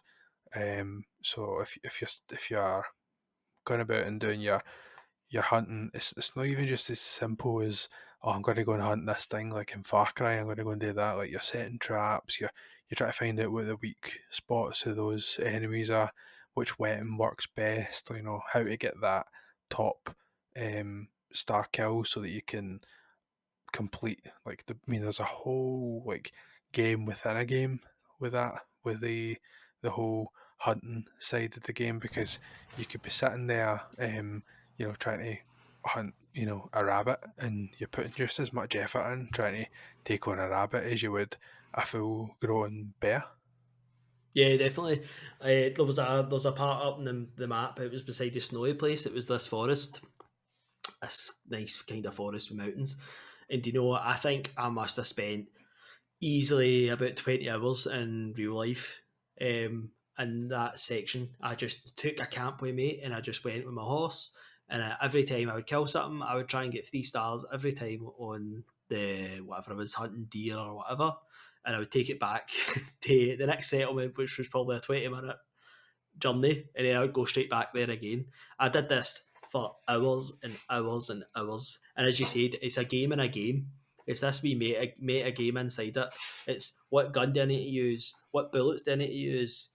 Is this gun too harsh for this animal? And the hunting was so good. I know some people were like, oh, it's pure grotesque. Why does they need to like be cutting it all up and stuff like that? But again, as you said earlier, it's just the wee details. They, I always when my number one, my number two, I always think Witcher when I said respect your time. See me kill something in Witcher, you just walk up to it and it's X, and it's you just pick everything up. you know. But in Red Dead Redemption, it's not like that. It's you need to rifle through somebody's pockets, or an animal, you need to skin it, and you're watching an animation for like 15 seconds. And I didn't mind it because it just fits in that world that Rockstar created. And it just fits so well that every time I was like, I don't care if I need to skin this animal, it's going to take me 15 seconds. I'm just going to watch it. And this is probably about the 200th time I've watched it. Yeah, definitely. I mean, I had the same idea with you're making the campfires to cook your meat. If you wanted to go that route, because obviously you could take the full kill back and get the money for it, or you could get your kind of your meat or whatever through the things, and obviously you're sitting roasting the meat, or you're even like brewing a coffee. Like, I mean, that does fucking next to nothing for you in the grand scheme, and I don't know, it just took you to a place where you're like, I'm just so chilled. It was as if you were sitting in front of that fire. As you say, you were Arthur Morgan for that brief time. Yeah. Trying to hunt down this specific thing, or go and find a person, or go and do these things. It was something that I just wish that we could have.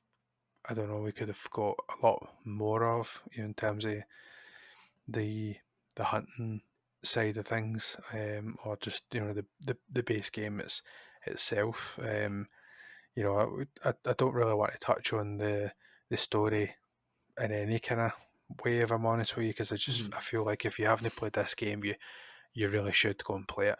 Yeah, yeah. And every single element of it, between the different areas that you're visiting, I think it would take the shine off it if we were to give anything away, Yeah, at yeah. all. Aye, definitely, definitely. I think, I think, I totally agree. I don't even want to talk about the story at all because it's just part of the journey. Yeah, More so than a lot of these other games, because a lot of the other games you've seen it in adverts and stuff like that. But this game is just this is the game. Like, the story just drives it forward.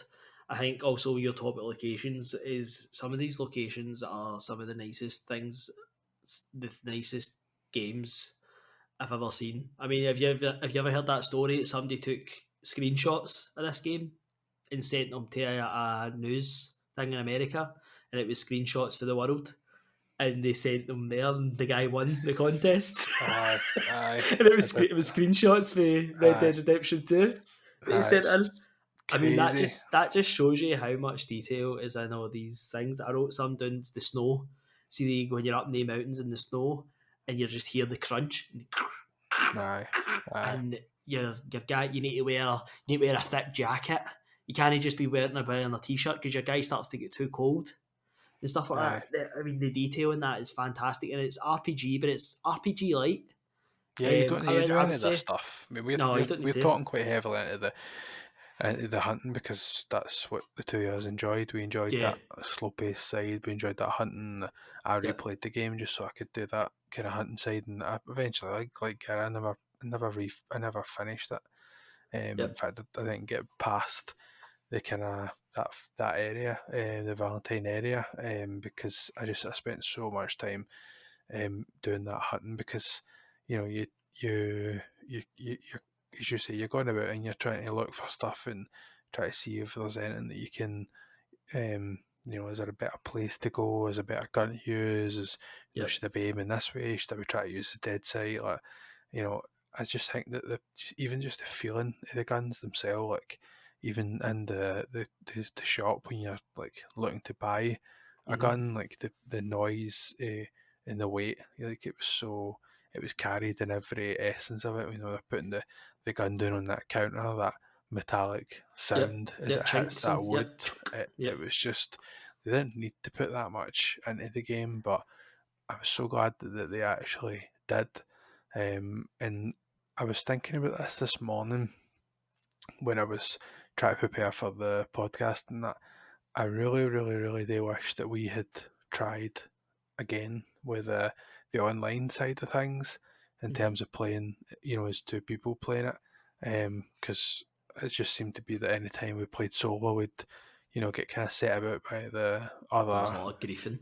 Aye, so I don't know. It's one of the games that I would love to, um, you know, depending on on what you're kind of eyeballing next, but definitely aiming to try and maybe get that started again. See if we can, get a couple of hunts on or whatever you're supposed to do in that online game. Yeah, yeah. Nah, I would like to go and try that. I definitely would. I think other parts of this I've wrote are, well, actually, I'll just talk about the rest of the locations. I mean, these locations, vast face, snowy areas, forests, deserts, swamps. There's even a town that I never actually thought there was. you know, I was just expecting it to be your normal Wild West, as you were saying, like with Valentine. I'm not going to spoilers, but I just thought it was going to be Wild Westish. It's got saloons in these wee villages, but then there's a full actual city as well, Yeah, which is such a contrast for the rest of the game. Because you walk in and you're like, "Oh, these people aren't the cowboys. Everybody else I know has got guns in their hips and riding horses, and yous are here with trams and." It's that start of it's the industrial stage, isn't it? you're so far removed from that kind of Valentine area where it's like just mud on the ground, and then all of a sudden you're in this town and it's the paved walkways and actual civilization, which obviously again is we're kind of touching probably heavily on the kind of story beats, but it's just definitely one of the games that makes you feel the area that you're in at that time, whether it be the swamps or those snowy kind of first areas, or as you head up to kind of north or Valentine, or even as you head over the water and it's more kind of forestry, um, type areas. It was a big, where you are at that time, and that time and place. It does definitely kind of hit its mark with you. Yeah, yeah. I think some of the things to kind of just add is the customization in Arthur. I think it's great. Also, the guns, customizing your guns is a thing you can do, and also your horse. Like you can customize your horse and Aye. also upgrade horses and sell your horses and buy new horses. And I think Mm. that is such a good mechanic to have. All three of the things, Yep. putting Arthur in different clothes, whatever you wanted your cowboy to look like, your Arthur cowboy to look like, that was phenomenal. Aye. Guns, I mean, I can always had a like a I always tried to go like a black gun and like this like light silver gun, so it was always like a white and a black gun. That's what I always did. Uh, and like my horse, like just being able to have a couple of horses, and I always try to get like all different types. I mean, it's just so good, and again, it never needed to put any of that stuff in, but it just adds so much to the game Yeah, definitely. I wrote on if you here want it. that was the kind of hair mechanics. The idea that if you didn't shave, you'd end up with like kind of big beard and whatever else. Like, Yeah, so you could kind of look after that, or you could let it go and you can tell a different story with your Arthur. If you're out hunting for ages, you're not going to have that option. So having the having that kind of thing happen, it's the same in Witcher. Having that dynamic and real change, it can kind of set the mood a wee bit better. That was something that I noticed. I think the other thing obviously is the bathing as well. Like when you're out and about and you're getting you end up kind of muddy or dirty or whatever, and yeah, people comment on that kind of thing. So you yeah, start yeah, to feel like, oh, I don't want to be that guy. I want to be that guy. People are kind of like, oh, I'm not talking to him because he's yeah, stinking. So get yourself into the bathhouse, and it was almost you get into that heavy RPG element of the side of things, because yeah, I'll go and get my hair cut and I'll go and sort his beard out, and and go and do this, and they'll go and have a look at the clays and see if he needs anything for the shop. And you're starting to kind of get into that kind of real life self care, and you don't need to do that, but it was there for you to be able to do. Yeah, just as you said there, that's perfect. That's what I wrote down. I wrote Robin eating haircuts, and I wrote RPG heavy, but only if you want it.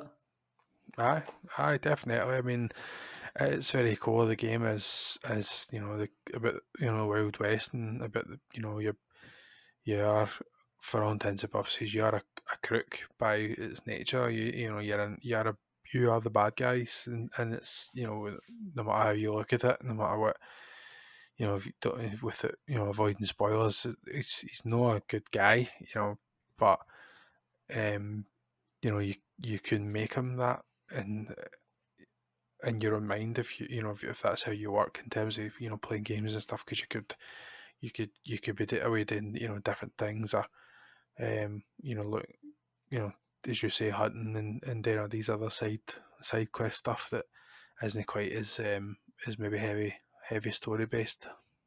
Yeah. I think something you also need to mention is the Easter eggs as well. The usual Rockstar game, even though it's such a detailed, realistic world, there's always these wee quirky, strange Easter eggs everywhere. They just fill out the world. I don't know if you ever seen the one with like the alien and stuff like that. Yeah, it's mad, isn't it? Yeah, you go to a cabin at like a certain time of night, and this alien ship appears and stuff like that. It's just the usual Rockstar just wanting to put in wee mad Easter eggs, but for a game that's so heavy and deep, sometimes that just alleviates a lot of the tension, and Yeah, also definitely. just makes you want to explore. I mean, I think I was actually at one stage looking up YouTube videos, Easter eggs, just to find them, and then I would watch the video and they would say, "Oh, it's from this area," and then I would just be running about this area trying to find the Easter egg. I was literally no watching what the Easter egg was. I was just watching where he was saying it's run about Aye, this, and then yeah, try to find it, and aye, it's crazy. It's just crazy the amount of stuff and references and stuff like that. They still manage to fit into a game that feels so realistic. aye. It's something that I think I would love to see. Like you, I would love to see a next gen version of the game. I'm not entirely sure if that's something that would get get picked up. I think they're kind of busy enough with the stuff that's on their plate, I'm sure. But it's something that I would love to see get done is a next gen version, and I think I don't know if I'd play the base game again until that was done, or if that was done, or if it was absolutely confirmed it wasn't going to be done, then I'd maybe go back, depending on how successful the actual online is going to be, in terms of scratching that itch. So, aye. Do you have any kind of closing kind of remarks on that before we get into I the? think I think one what the only other thing I would say is the music in the game. Also, Yeah, just is so good. Just fits with that Wild West kind of period. The same as Witcher. Like as soon as you get into action, it's fast paced. As soon as you're back at action, it just comes back down. Everywhere's kind of got its own wee tunes and place. You'll go into like maybe like a town or a village, and maybe another wee tune will kick in and stuff. It just gives you the audio cues of different stuff happening, and it just complements this game. The music, it just fits so well. And I think my last thing to just say was, when Red Dead 2 was announced, I was obviously on like everybody, but I was like, I really liked John Marston, um, yeah, half Scottish by the way, another shout out. Um, I was like, how are they going to beat him as a character? And can I just say, Arthur Morgan is possibly my favourite gaming character of all time. yeah, definitely. They really made you feel connected to the character, obviously through everything that we were kind of speaking about to start with, and it's even sometimes just through a wee lowly grunt, or a wee one liner when he's talking to somebody. Yeah. Like, it kind of set the pace and kind of kept you connected to the main character through the full game. Yeah. So that, I think, it just shows you that the both of us, even though we had such varied lists, the both of us reached that as number one. That just kind of Yeah, shows you, doesn't it? I definitely, and I'm sure I don't know if that was even my number one game of the year that came out. Red Dead 2, I can't remember, was that the God of War. God of War one? So in terms, I preferred how I felt playing that game, but in terms of favourite games, like I just have nothing but respect for both, obviously, but it was just something it transcends everything about gaming. Yeah, Is this is the games that you play games for. Like yeah, is the moments that you become a gamer because the games offer you something, whether that be escapism or just as a pure out and out hobby, with it being anything heavier than that. This game was something that just let you um, completely live in a totally different world, and I just think I think we did benefit from having having a wee bit of time at the time that it came out to really kind of take it in and experience it. yeah, yeah. It's as you said, it's a game that ticks all the boxes, Yeah, and it truly. Do you know there's some games that you look back in generations and you think, what was the game of the generation? And for me, Red Dead Redemption 2 is the game of that entire generation. yeah, definitely. I think that's probably the best the parting line that we could have come up with that. So I think what we had mentioned to do before the podcast started was we would quickly run through what each of our top tens were. Yep. So Gary, you want to start that off, mate?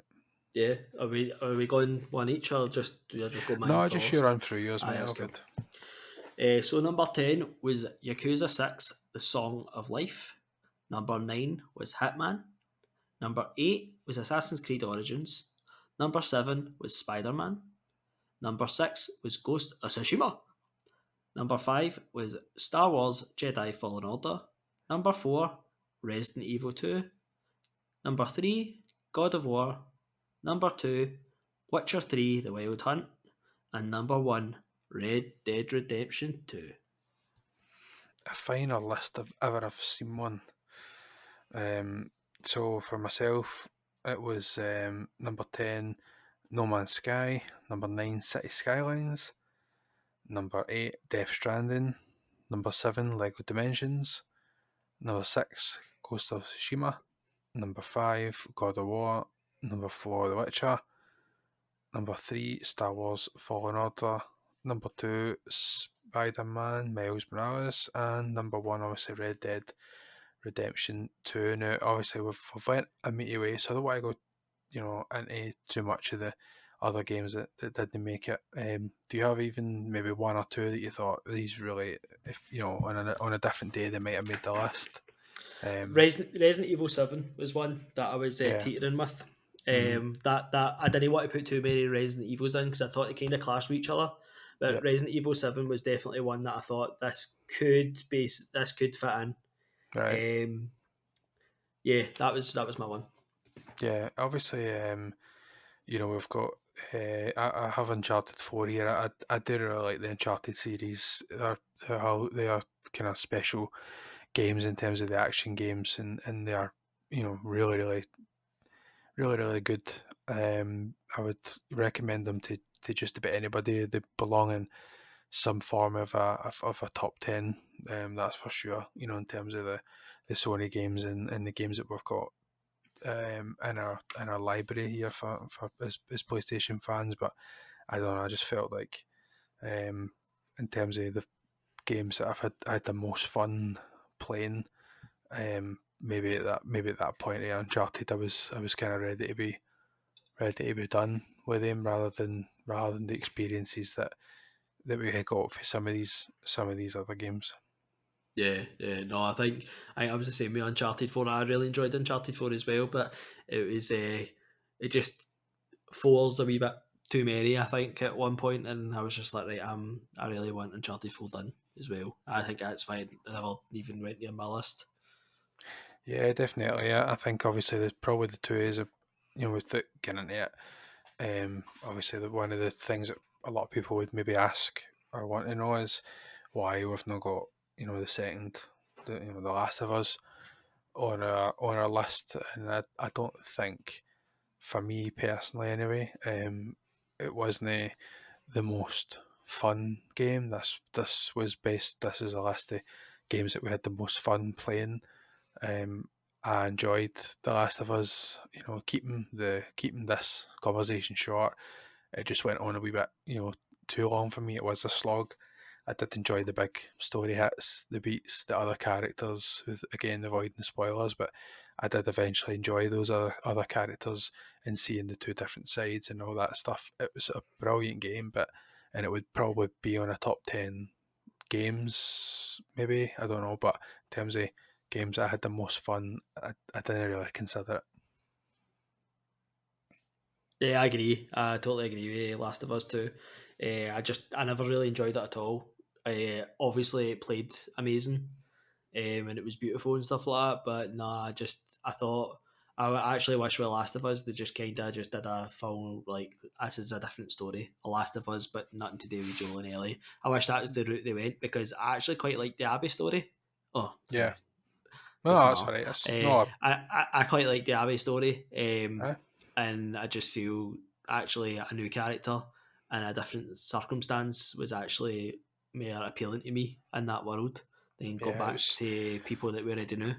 it was at the time it was too much a heavy hitter for me. Well, I was kind of my kind of mental kind of thing at that time. The way my mental health was at the time playing games like that. That's just too heavy going.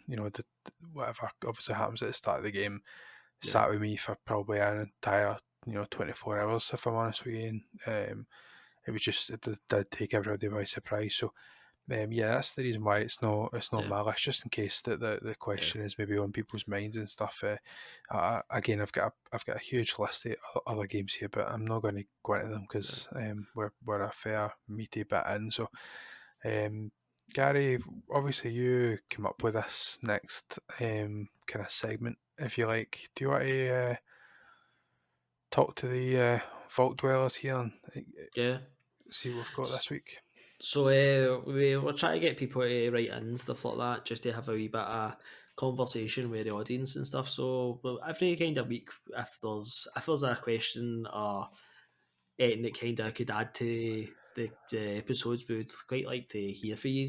We'll kind of just put it on Twitter if we've got a question to ask. So this week we asked the question. What did we ask? Our favourite.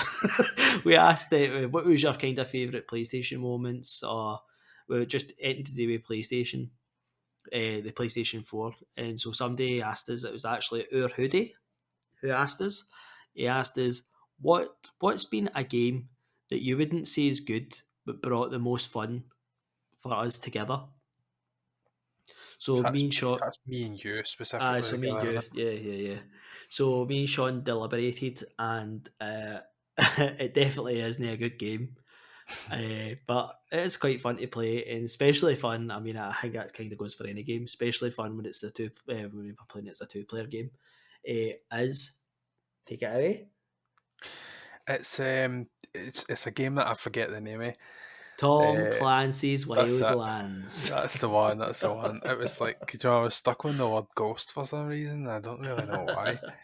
But Tom Clancy, we played the previous title and really enjoyed it. In fact, we played it that much. I actually ended up going away and finishing the game, rather than playing it on co-op. I just really enjoyed how that game kind of set up. But obviously, me and Gary tried streaming the Wildlands, and it just didn't really work too well. Like we tried in it, but actually, to be honest, probably one of my favourite gaming Twitch memories was that 30-minute highlight that I've got on the Twitch channel. It's the two of us just having a good time playing that game, and I think that was really probably speaks volumes, where it's fun because you're just talking to your mate and you're just switching off, but at the same Can I time, just interrupt for a wee second? I made an aye, ass of that. It wasn't Wildlands. Wildlands is the first one. I thought that. It's Breakpoint. I thought that. So hold on. Tom Clancy's Breakpoint. Do you know what? I was like, what was the last game again? Because I'm pretty sure that it was something. So aye, Breakpoint. Excuse me, sorry. It's late. Um, it's like it's 1:15 in the morning at the minute, and I think we've got like 15 minutes before this app cuts us off. But so aye, it's been a long one, and we obviously appreciate, we appreciate who they're writing in for a start, and we appreciate everybody that's listened to the first podcast, and we'll try and keep them to a relatively good length for Yeah. the other episodes. This episode was a one off that we were really excited about recording, so we kind of wrote as much notes as we could, and Yeah. just tried to get into the conversation of these games to kind of show I think what our passion is. I think with these type of ones, they're always going to be beefy because they're ones that you're kind of passionate about. So I think you're always going to have lots to say. This is just going to be like a kind of one off for maybe if we do the other PlayStation lists. But yes, it's a beefy boy. Yeah, definitely. It's just something that we really wanted to do. It was one of the first ideas that was on the list, and something that we were quite kind of excited about preparing, because it does kind of open a window into how both of us are in terms of gamers, and Yeah. obviously, it does kind of, I don't know, it's not something that we speak about regularly, me and Gary. It's not like, what's your favourite game? I, It's having that conversation between the two. I really enjoyed yeah. it. No, me too. I think it's also kind of complimentary to our first episode because our first episode was kind of like first beginnings, whereas this kind of like more up to date. I know it's not right up to date, but we're getting close. And also it just gives everybody a kind of view, as you said, like what kind of games we actually play, what games we kind of like. But I think also in a wee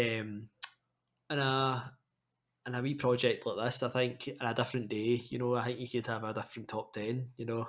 I think your number ones and number twos, I think, will always be the same, but I think a different day you might be a wee bit different. But no, it's a fun exercise, and it was good to actually. It just shows you how different everybody's list can be. A few surprises in there for you, and a few surprises in there for me for showing you as well. Yeah, definitely, and that was something that I didn't really see coming. I knew that our at least top four would be there or thereabouts. I didn't expect we'd have the same number six. But then obviously we That did was a handy. small. It was definitely handy. Obviously thereafter there was a wee bit of kind of backwards and forwards, but again, listen, we appreciate everybody that's still listening at this point. We know it's a really lengthy episode, so if we don't really, I don't personally mind if people don't make it, as I long as do. this, because Gary definitely does. He's coming for you. Just better watch. I do appreciate that people are busy, and it's hard to fit a new podcast in to our people's routines. We'll be trying to release fortnightly. If not, it'll be every month, at least once a month, as best as we can. We will both live really kind of busy lives, and Yeah. it's full time jobs, and looking after kids, and working as well as that. So it's just one of those things. It's a hobby. It's very core for Passion us. project. Exactly, a passion project, but we want to reach as many people as we can. So, in order for us to be able to do that, we obviously we need some of those likes, and comments and subscribes and stuff like that. If it's so if you don't mind, head over to the YouTube if you're listening on Anchor or Spotify, and just drop a sub and a wee like and comment. Let us know what you think. something, if there's another topic that you think we should be covering, we're kind of keeping this podcast as open as possible in terms of future future topics and different kind of things and games and stuff to cover. So if if there's nothing else, I think that's us ready to go. So until next time, goodbye. Goodbye, children. Well, I love that. Right. Hi everyone, thanks for listening. This has been the Vault Dwellers Podcast. If you'd like to keep up with myself and Mr. Gary Moore, Gary is on Instagram at Gary Moore's Art, and you can find myself over on Twitter and Twitch at MrMac92. And a very special shout out to a very talented artist, our good friend Hoodie, for creating the logos used on the Vault Dweller Podcast. Keep up with Hoodie at the Penny Marvels on social media.